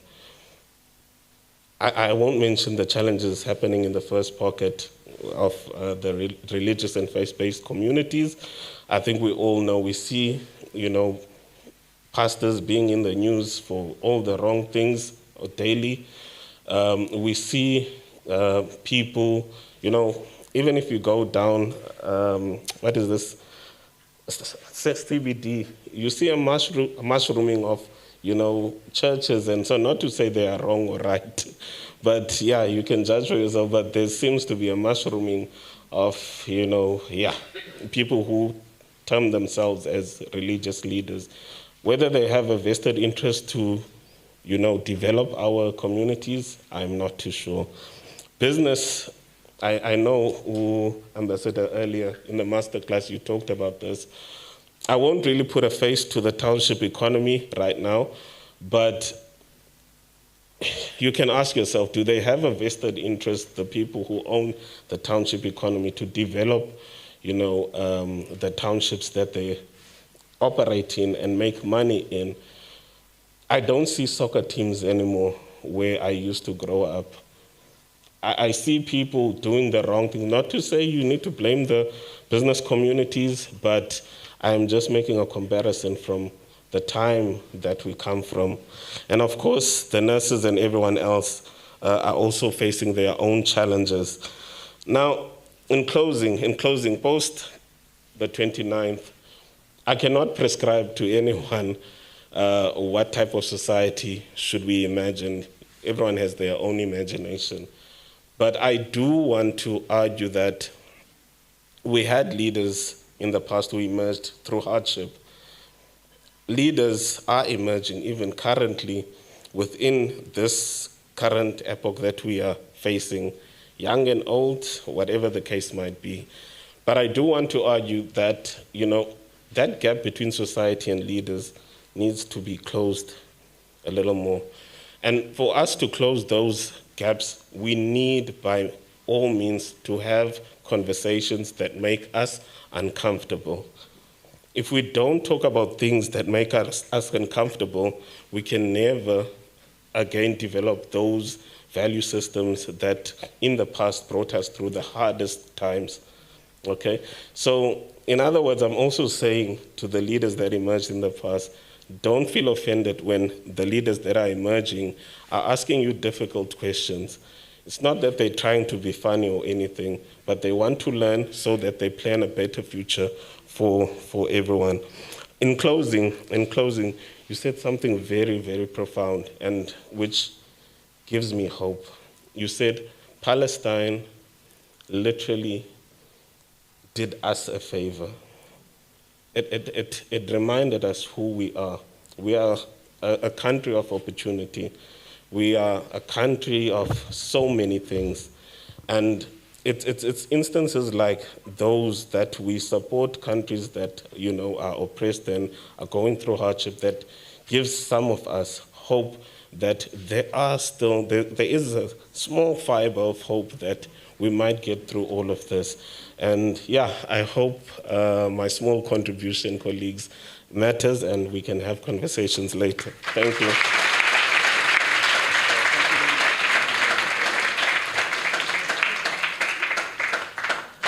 Oh, I think it's also appropriate that I stand on the little platform. So as we move towards questions, and I invite you to ponder your questions, I think what emerges from this session is, as indicated by our ambassador, the act of nostalgia is appropriate. The place of nostalgia should be recognized as we move into, or rather as we recognize also the present and move into the future. And I think that's what Thando, my colleague, left us with. What type of leaders do we want post-May 29th? And there are a number of leaders who currently sit in our presence, not only as university students, but as members of our wider and broader community. And on that note, I'm going to invite the first round of questions or comments or statements that you would wish to share with the panel, and we'll ask the panel to address the first round of questions. I acknowledge you, sir, and I acknowledge, and I acknowledge. Thank you. We've got our first round of questions to be posed. If we could have our roving mics. Can we proceed?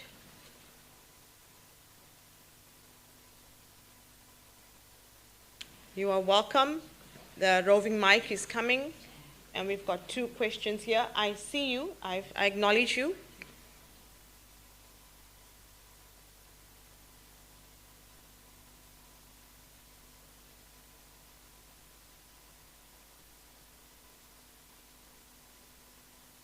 You are welcome to proceed.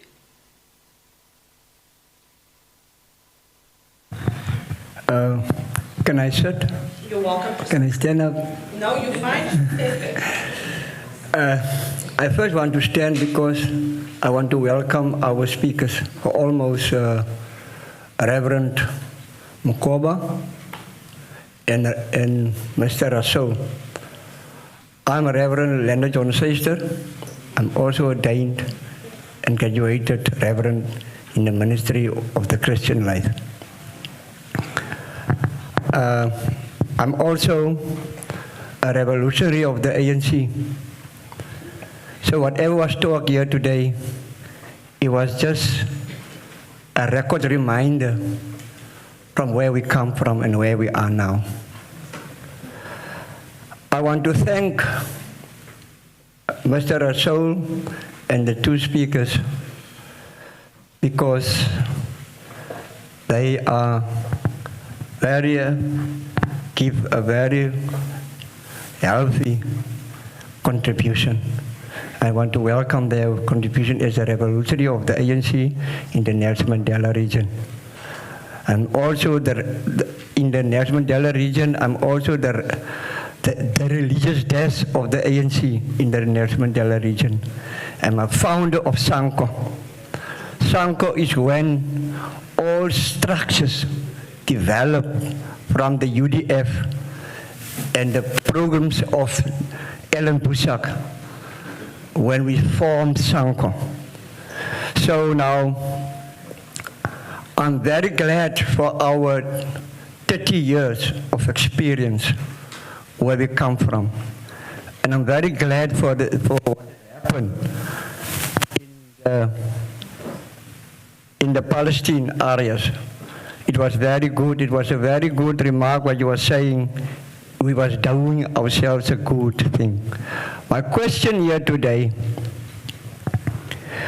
on the floor, we are the community office. We never stop. The only thing in this presentation was short. Our daily report, up to date for where you are, so that we can't look like we question ourselves, because we never stop work and we continue to make the human rights happen in South Africa, irrespective of our challenges. Yes, I'm the first indigenous leader of the Namakwa of South Africa from the establishment of the Freedom Charter of the Nelson Mandela area of the ANC. We are the Koya. We have 5 houses. We have the Nguni houses. And from the 5 houses is a Nama house. I'm the captain of the Nama house. So that means the report that was given, it was a healthy report. But now, what happened with our status as the African National Congress of the Freedom Charter, to go into after the coming elections for the 29th, we need to reverse the drawing board of the human rights and go back. We have to go back and reverse and research the human rights or human dignity amongst us in the African National Congress. Because the confusion of these youth, they are not confused. They know what they are learning. But we as the leaders, we failed them. And we have to go back, but I'm very glad for the healthy report of today. Thank you, Reverend. Yeah. Thank you very much.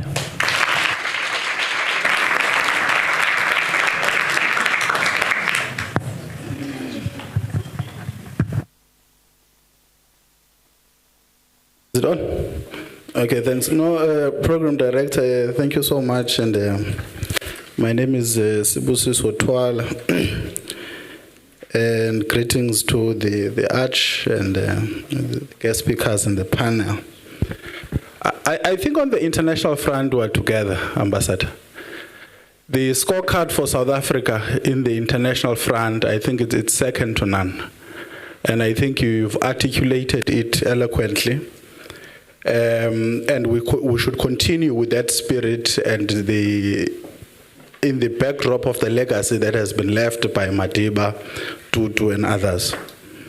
The only concerning issue maybe with Ukraine and the Russia issue there is now the risk of nuclear war, as it were now. Macron said they're going to they are considering sending boots on the ground. And the Russians have said if they dare do that, they've started to have tactical nuclear sessions in preparation for that. It's very worrying. Maybe a comment from yourself in that regard. On the local front, yeah, there are a few issues, and you speak about the militant, non-violent posture that we ought to be able to pursue. But it would be amiss of us not to speak of the realities, and I think the latter speaker briefly touched on it. There are about 4 million young people between the ages of 15 and 24 who are not in education, who are not in employment, and who are not in training. They continue to add to the army of the unemployed. That surely should concern us. The quality of the education we are offering, post-democratic breakthrough, in the hands of our government. All the international studies and local studies, the PEARLs, the teams, SACMEC, tell us that our learners cannot read for meaning and they struggle with arithmetic. The pass rate is sitting at 30%, and then we celebrate that with pass. Surely that should not. And you speak about the rapture, and that's my issue as even we go forward. Mtlante speaks about education, former President Mtlante being the best equalizer. I'm looking at Kwamaklage High and Loyiso High students who are here, and I wonder if they offer subjects such as IT. We speak about the fourth industrial revolution, the Internet of Things, and so forth and so on. But I worry, because if we don't expose our young people to these skills and so forth, how can we truly then say education is an equalizer, because when they come to university, they struggle? So this rapture, the good doctor spoke about spoke about the communities, but there's another reality that we're not speaking about. What is the state of those communities and small businesses? There is the extortion syndicates that are happening in our townships. Arch is in Cape Town, you would be aware of this, in Nyanga, in Kailicha, the extortion syndicates, where the crime bosses demand payments, protection fees for our uncles and everybody else, small businesses.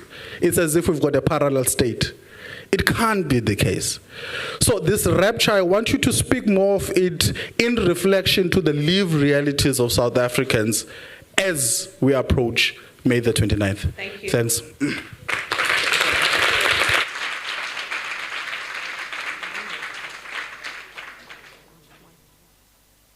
No, thanks, Program Director.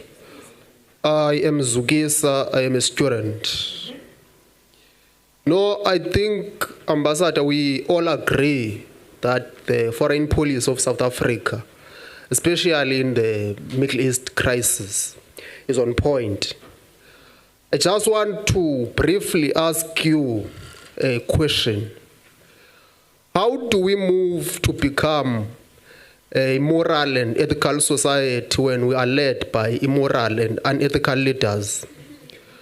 I'm asking this question because we know that there are people that we respect and we look up to in society who are supposedly to be the ones who lead in terms of condemning wrongdoing. But they seem to be inconsistent and condemn wrongdoing along fictional lines, right? So after May 29, the leadership I imagine is a leader that does not hide money on the sofas. Thank you very much.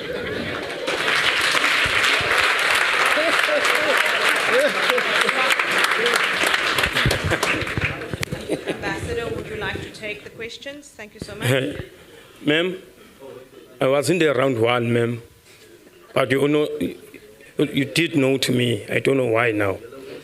I apologize for Okay. now. May I allow Ambassador to address the first three questions, and they are quite hefty questions, and it's possibly Ambassador might just touch on your issue. So for now, may we go. Crucifying me, in the last, you're crucifying me. Please, give me a chance.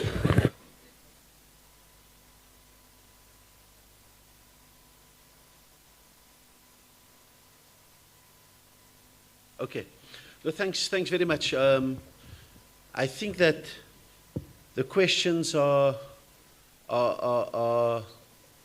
absolutely critical and not very easy always. But let me pick out some of those issues, Reverend Leonard. I think we're living in a world as what Neela describes as requiring enormous wisdom, and sometimes drilling down to the ancient wisdoms distills for you what are your true values. It would be great if the mushrooming of churches happened because there is a mining of ancient wisdom, and the same thing with our first peoples. I suspect that much of the mushrooming of churches is the syndrome of uncertainty, because they're not going to necessarily the churches that was the repository of courage, of intellect, of guidance. We have it in every religion, but I also think that we need to find, and it's going to be the challenge to our first peoples, to uncover their own histories and to present those wisdoms, because the world has never needed it more. And what the role of governments and leaders of society is to create the space for those honest and courageous conversations rather than to fund the mining of wisdom. And so I think that is, and part of the post-94 society is where the Ubuntu in our communities began to weaken, was because we became very statist. Everything was put to the state. You needed this, you went to the state. You needed that, you went to the state. And that's the reason that lots of the immigrants who come in who've never had state support for anything are able to run rings around us in our own townships, because they're not waiting for the state. They know they don't have a history of having the state do things for them. They do it for themselves, and now we are surprised. Look how they're selling sugar. Look how they're selling this. Look what they're doing here, etc., etc. So I would want to say that certainly we need the wisdom. We need to give status and respect, but I think it needs to come from the communities themselves, and we need also, particularly in a place like the Western Cape, where I come from, there's an active denial about the First Peoples, because there is a cover-up of the killing of a language. There's a cover-up of a genocide of a people. There is a cover-up and a denial of the fact that the chain of transmission of values from one generation to the other died because a language died. The best way to pass on your values from one generation to the other is through the use of your language. And so I am certainly very aware of that. On the two quick things on the Mr. Twala, On the Ukraine thing, I think we share your fear of undue things happening in that region. Either that points to the need for expedited conflict resolution, mediation, and peacemaking, which seem very difficult at this point because the ones who have the power to do it are beating the drums of war. They're fighting a global battle between East and West. Rather than trying to resolve those things, they threaten to send more weapons and more troops, not more peacemakers. But they failed to explain the fundamental question.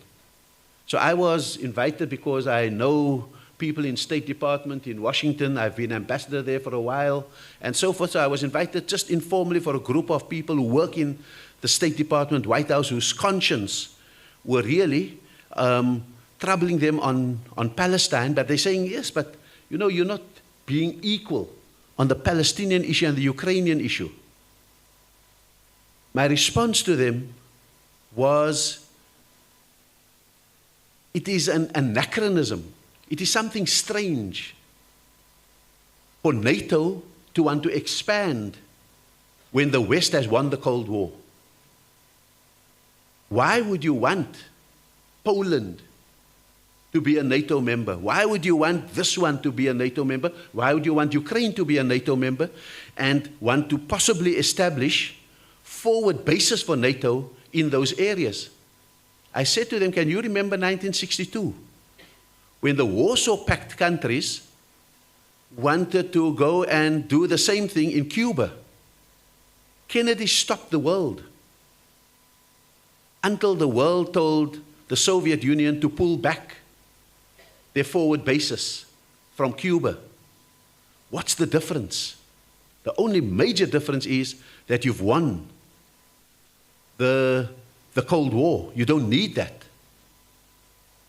And so by now they should know how long it's taking Russia to beat Ukraine in that war, that you're not dealing with the same one, and you don't want a situation where the last resort is to drop a bomb, a nuclear one at that.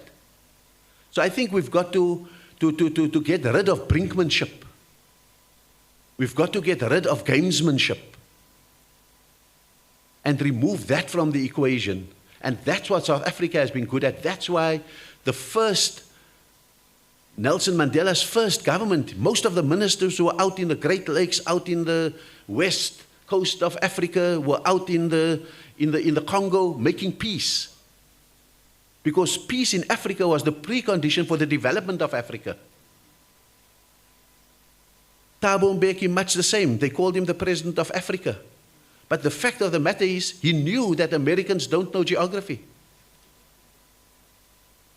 That if you want investment in South Africa, they think, oh, there's a instability in Abidjan.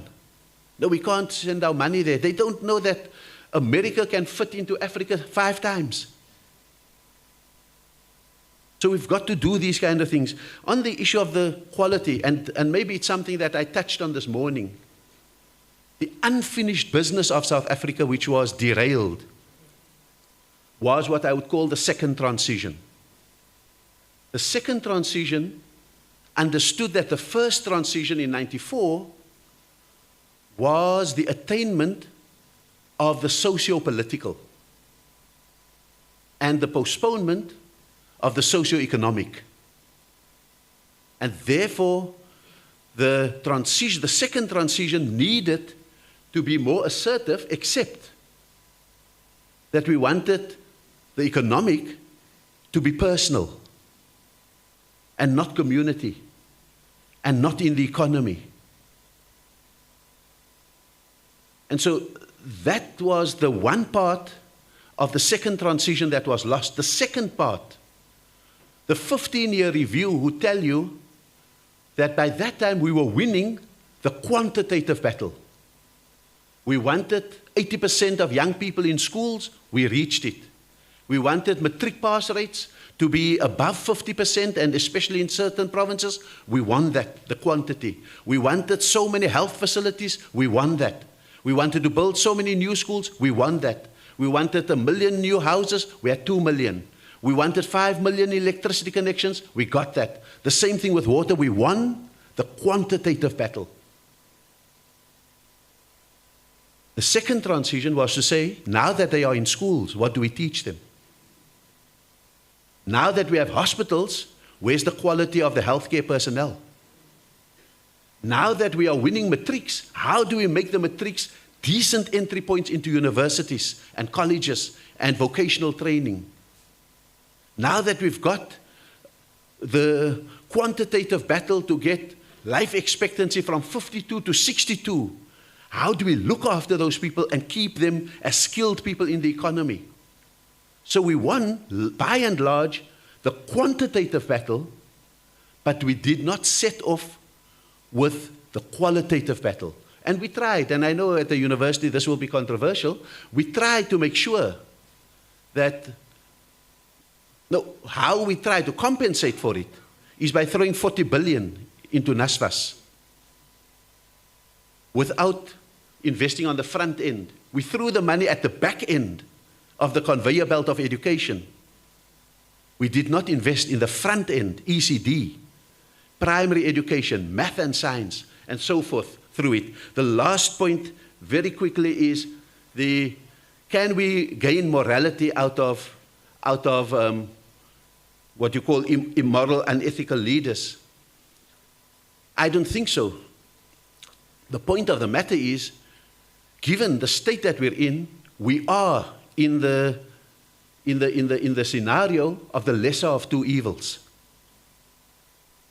I was asked at a major investment conference 2 weeks ago at the World Bank, where people are wanting to invest in the energy infrastructure, the water infrastructure. But basically, you've got to put your best foot forward. They said, is your president corrupt? I said to them, I prefer a president who was stupid enough to be stolen from than one who is so clever to steal from us. Because that's what Pala Pala was all about.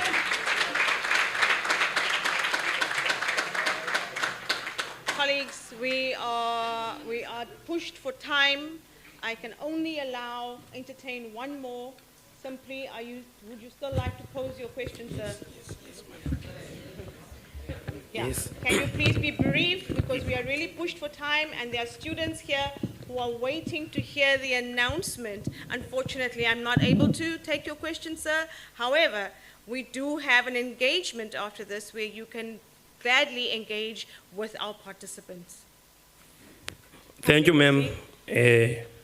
I'll be short, ma'am. I will just pose some few questions. Ma'am, I want to ask, direct to Keita Rasul. If DA wrote a letter to United States of America, what is going to be your response regarding that? Even now, recently, they banned the flag of the SA. When you are dealing with a reconciliation, you are dealing with a deeper concept. This thing now is manifesting now of DA. There's no reconciliation here in South Africa. If there will be a reconciliation, if we take our land back, our minds and our economy, that's where we can get a fully reconciled. Another thing, this thing of there's no sport in our community. There is sport in our community. Even Lotto is intervening to give the all the sporting code some money, but the problem is the management of those teams. Some, they are looting the money, they are doing whatever they want to do. And also, I want to challenge students, those people who call themselves professionals, to go and plow back to their community. The problem that we have, people after they qualified, they go to America and Cuba and China. And then I don't see any patriotism in that. I'm just saying, I want to challenge those students. Thank you very much. Thank you.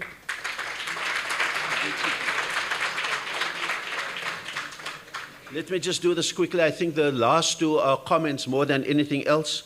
I particularly want to say on just the issue of the flag. I think in a fractious and rupturing society, you need a few anchors. When our Springboks won the World Cup, they did it with that flag. When Tyler won the Grammy, she did it with a flag. When we won this, went to the playoffs for the women, Banyana, we did it with our flag. So some things are not illegal to do, but some things are immoral to do in a country that needs a few touch points. And so we can't charge them with flag burning. Although in America, you can be charged with flag burning. In other countries, it's an act of enormous unpatriotism to do it, and they legislate it. We've not done it because you each have your preference. But the fact of the matter is, you spit into the well from which we drink for our unity. Some things must be above the election. And I think that that really is where we are, where I would situate that. And then I think writing a letter as if we are a failed state, I think it's an unnecessary dramatization, because imagine the US responds to it and says, oh no, South Africa is such a bad state, we are going to kick them out of the African Growth and Opportunities Act. What it means, it's an act of economic sabotage. Because in the Western Cape, if 40,000 tons of oranges can't go to the US market, what happens to the farm workers in Citrusdal and other places? If the BMWs that we send from the Eastern Cape can't any longer go under a AGOA, what happens to those workers? So sometimes there must be certain things which stand above an election. And I think that that really is very important. Thanks very much.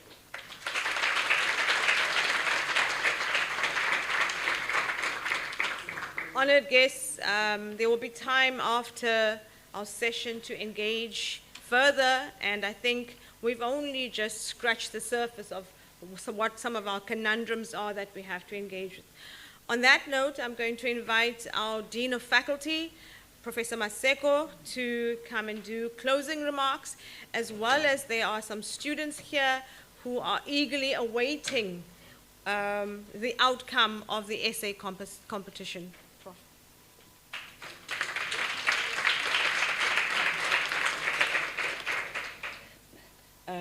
Thank you so much. I'll be fairly short.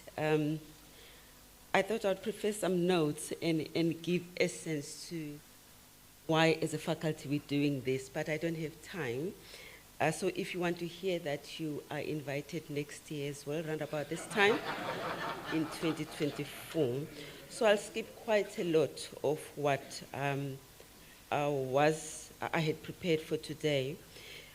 Just for protocol, I wish to acknowledge university management here, led by DVC Learning and Teaching, Dr. Moki Mueng, all our esteemed guests. I'm not going to name them, but I would like to just acknowledge Ambassador Rasul and, of course, Archbishop Makgoba. Our students who are here today, learners from Loyiso High School and Kwamakaki. I don't want to forget my colleagues, Lynn Bix and Marshall Sheldon, who are executive deans in law and EBET, respectively. My task is very small today, and it is just to say a word of gratitude to all who contributed to make this event a success. I'm also required to announce the winners of the student essay competition, which is part of the annual Nelson Mandela University Archbishop Thabo Makgoba Development Trust Memorial Lecture. So I'm skipping quite a few things. I just want to find myself. Okay, just to the Archbishop Makgoba and Mrs. Lungi Makgoba and the trust at large. We are absolutely grateful for today and for the collaboration. When we were endowed with this and we given the responsibility as a faculty to drive this. I did not imagine that it would actually derive conversations such as this, really bold conversations that I think someone said, Dr. Khulashe said, it's very uncomfortable at times to engage with this, but the university platform in collaborations with communities from outside is giving us an opportunity to talk about these things which you cannot talk about when you are in other platforms. So I'm grateful, Archbishop, to you and the Trust for providing us the opportunity. The keynote speaker today, I'm not going to do any injustice in summarizing what you have just said, because of, I don't think one can put it in a minute or 2 minutes that will make sense. But firstly, for giving us the topic, value-based leadership in times of volatility, uncertainties, complexities, and ambiguity. It's so apt for where we are, these 30 years of democracy. So as a faculty, it's also apt because as a faculty, we're looking at how we reinvigorate our disciplines, the humanities, social sciences, the arts disciplines, especially in the context of governance and leadership and the professionalization of public service.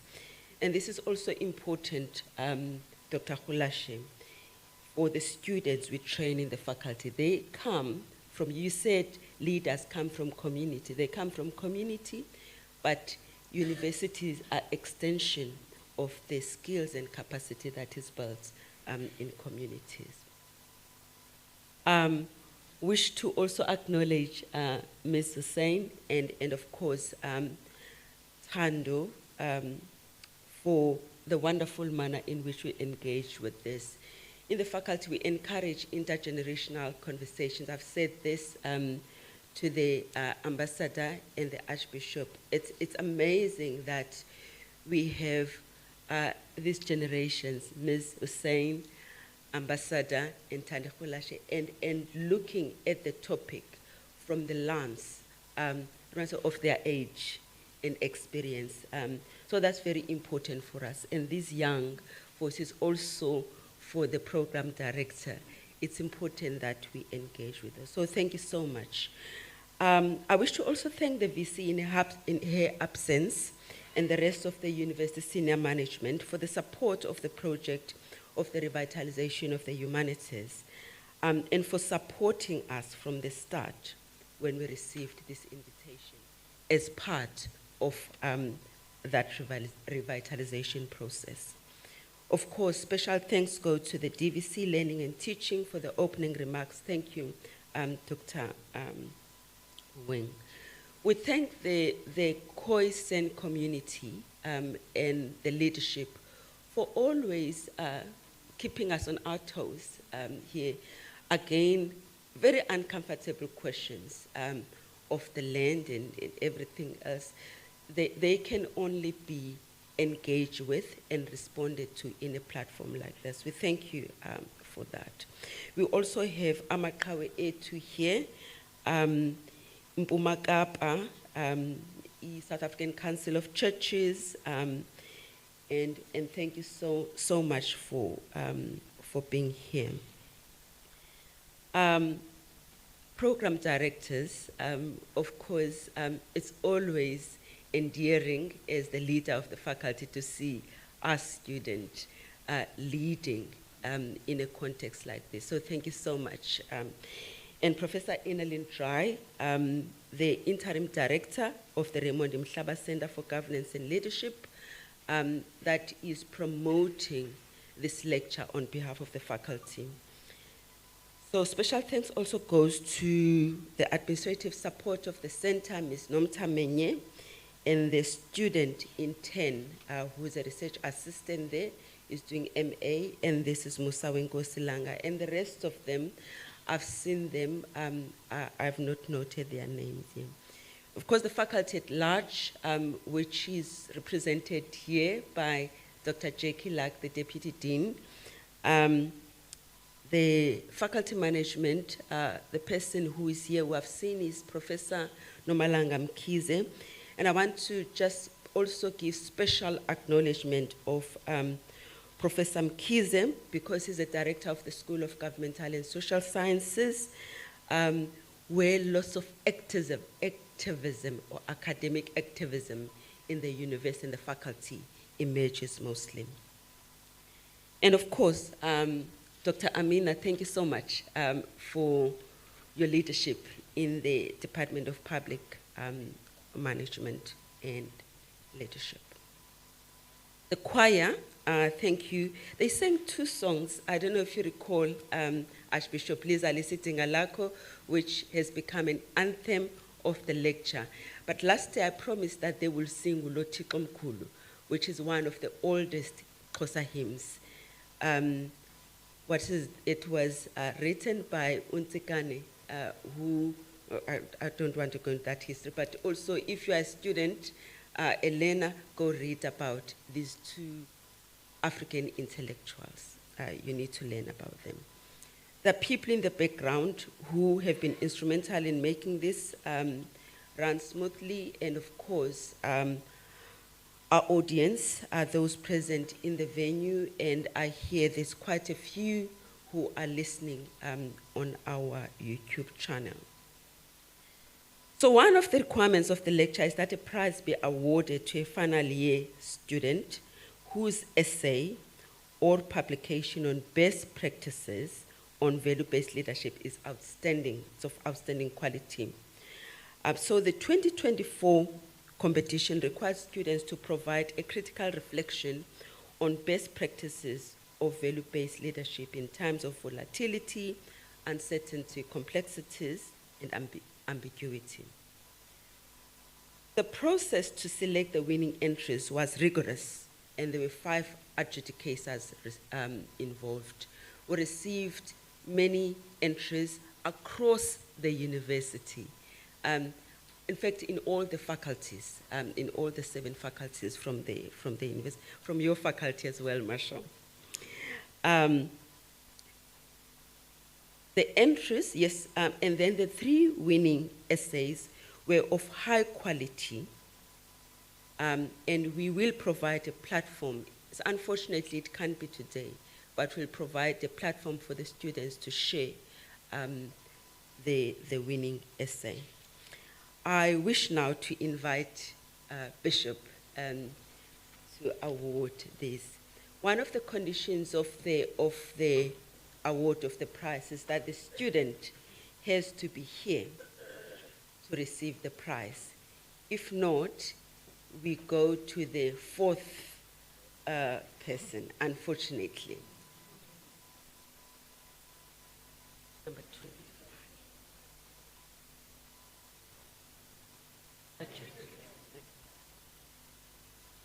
So,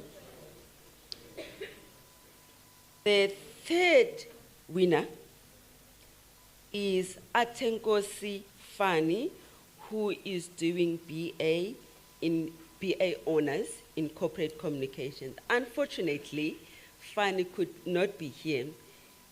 He indicated last night that she was sick, but will try to come, and then it was found out that she had COVID, and we said, no, we don't want to.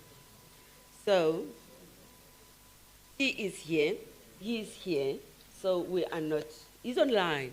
Wow, congratulations.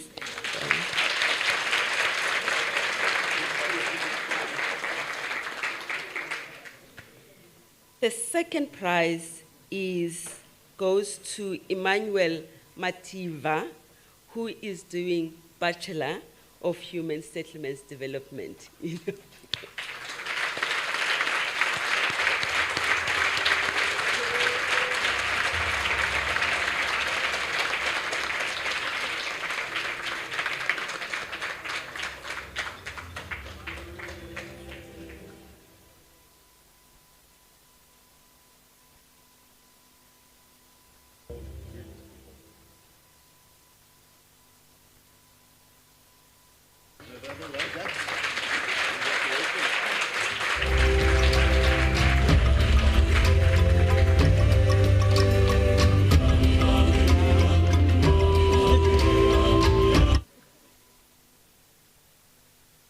now the first prize goes to Lillian Mudau, who's doing Bachelor of Administration.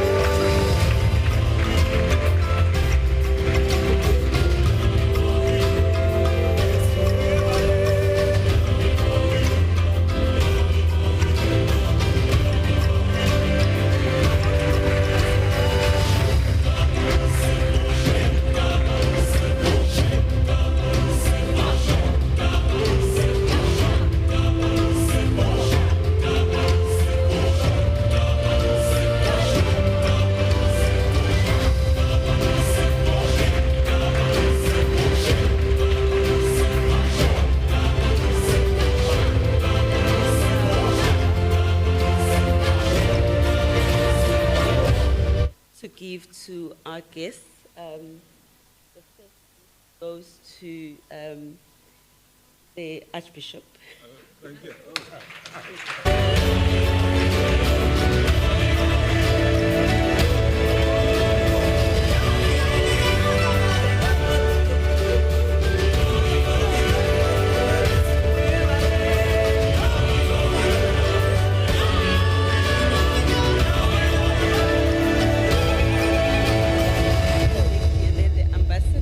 Thank you so much.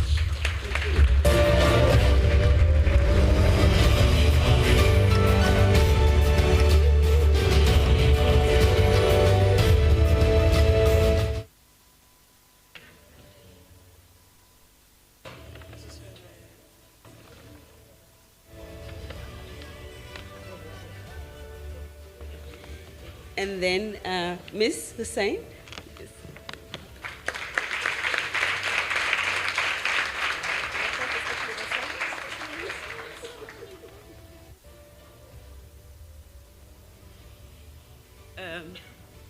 Lastly, Tando.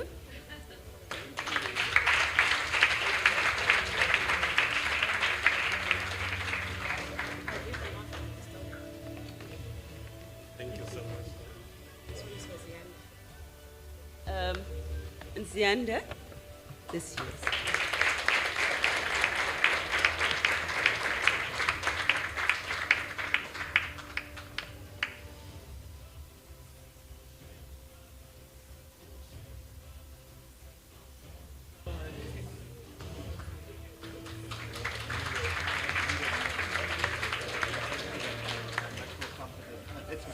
So as we draw to close, we have a special way of saying gratitude, or expressing gratitude in the faculty, as many of you will know.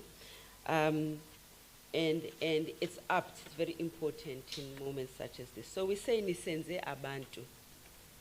So we say you have reinvigorated humanity in us.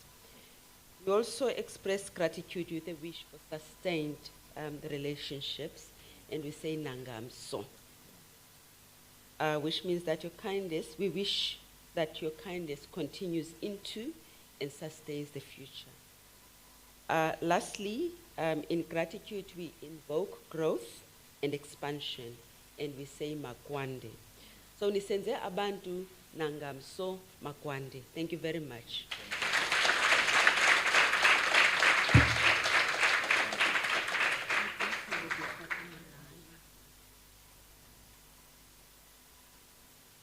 Colleagues, just before you depart, we invite you to some refreshments in the foyer for our learners. You will be taken care of as well. Our student assistants will assist you, and you have also been catered for. Thank you very much.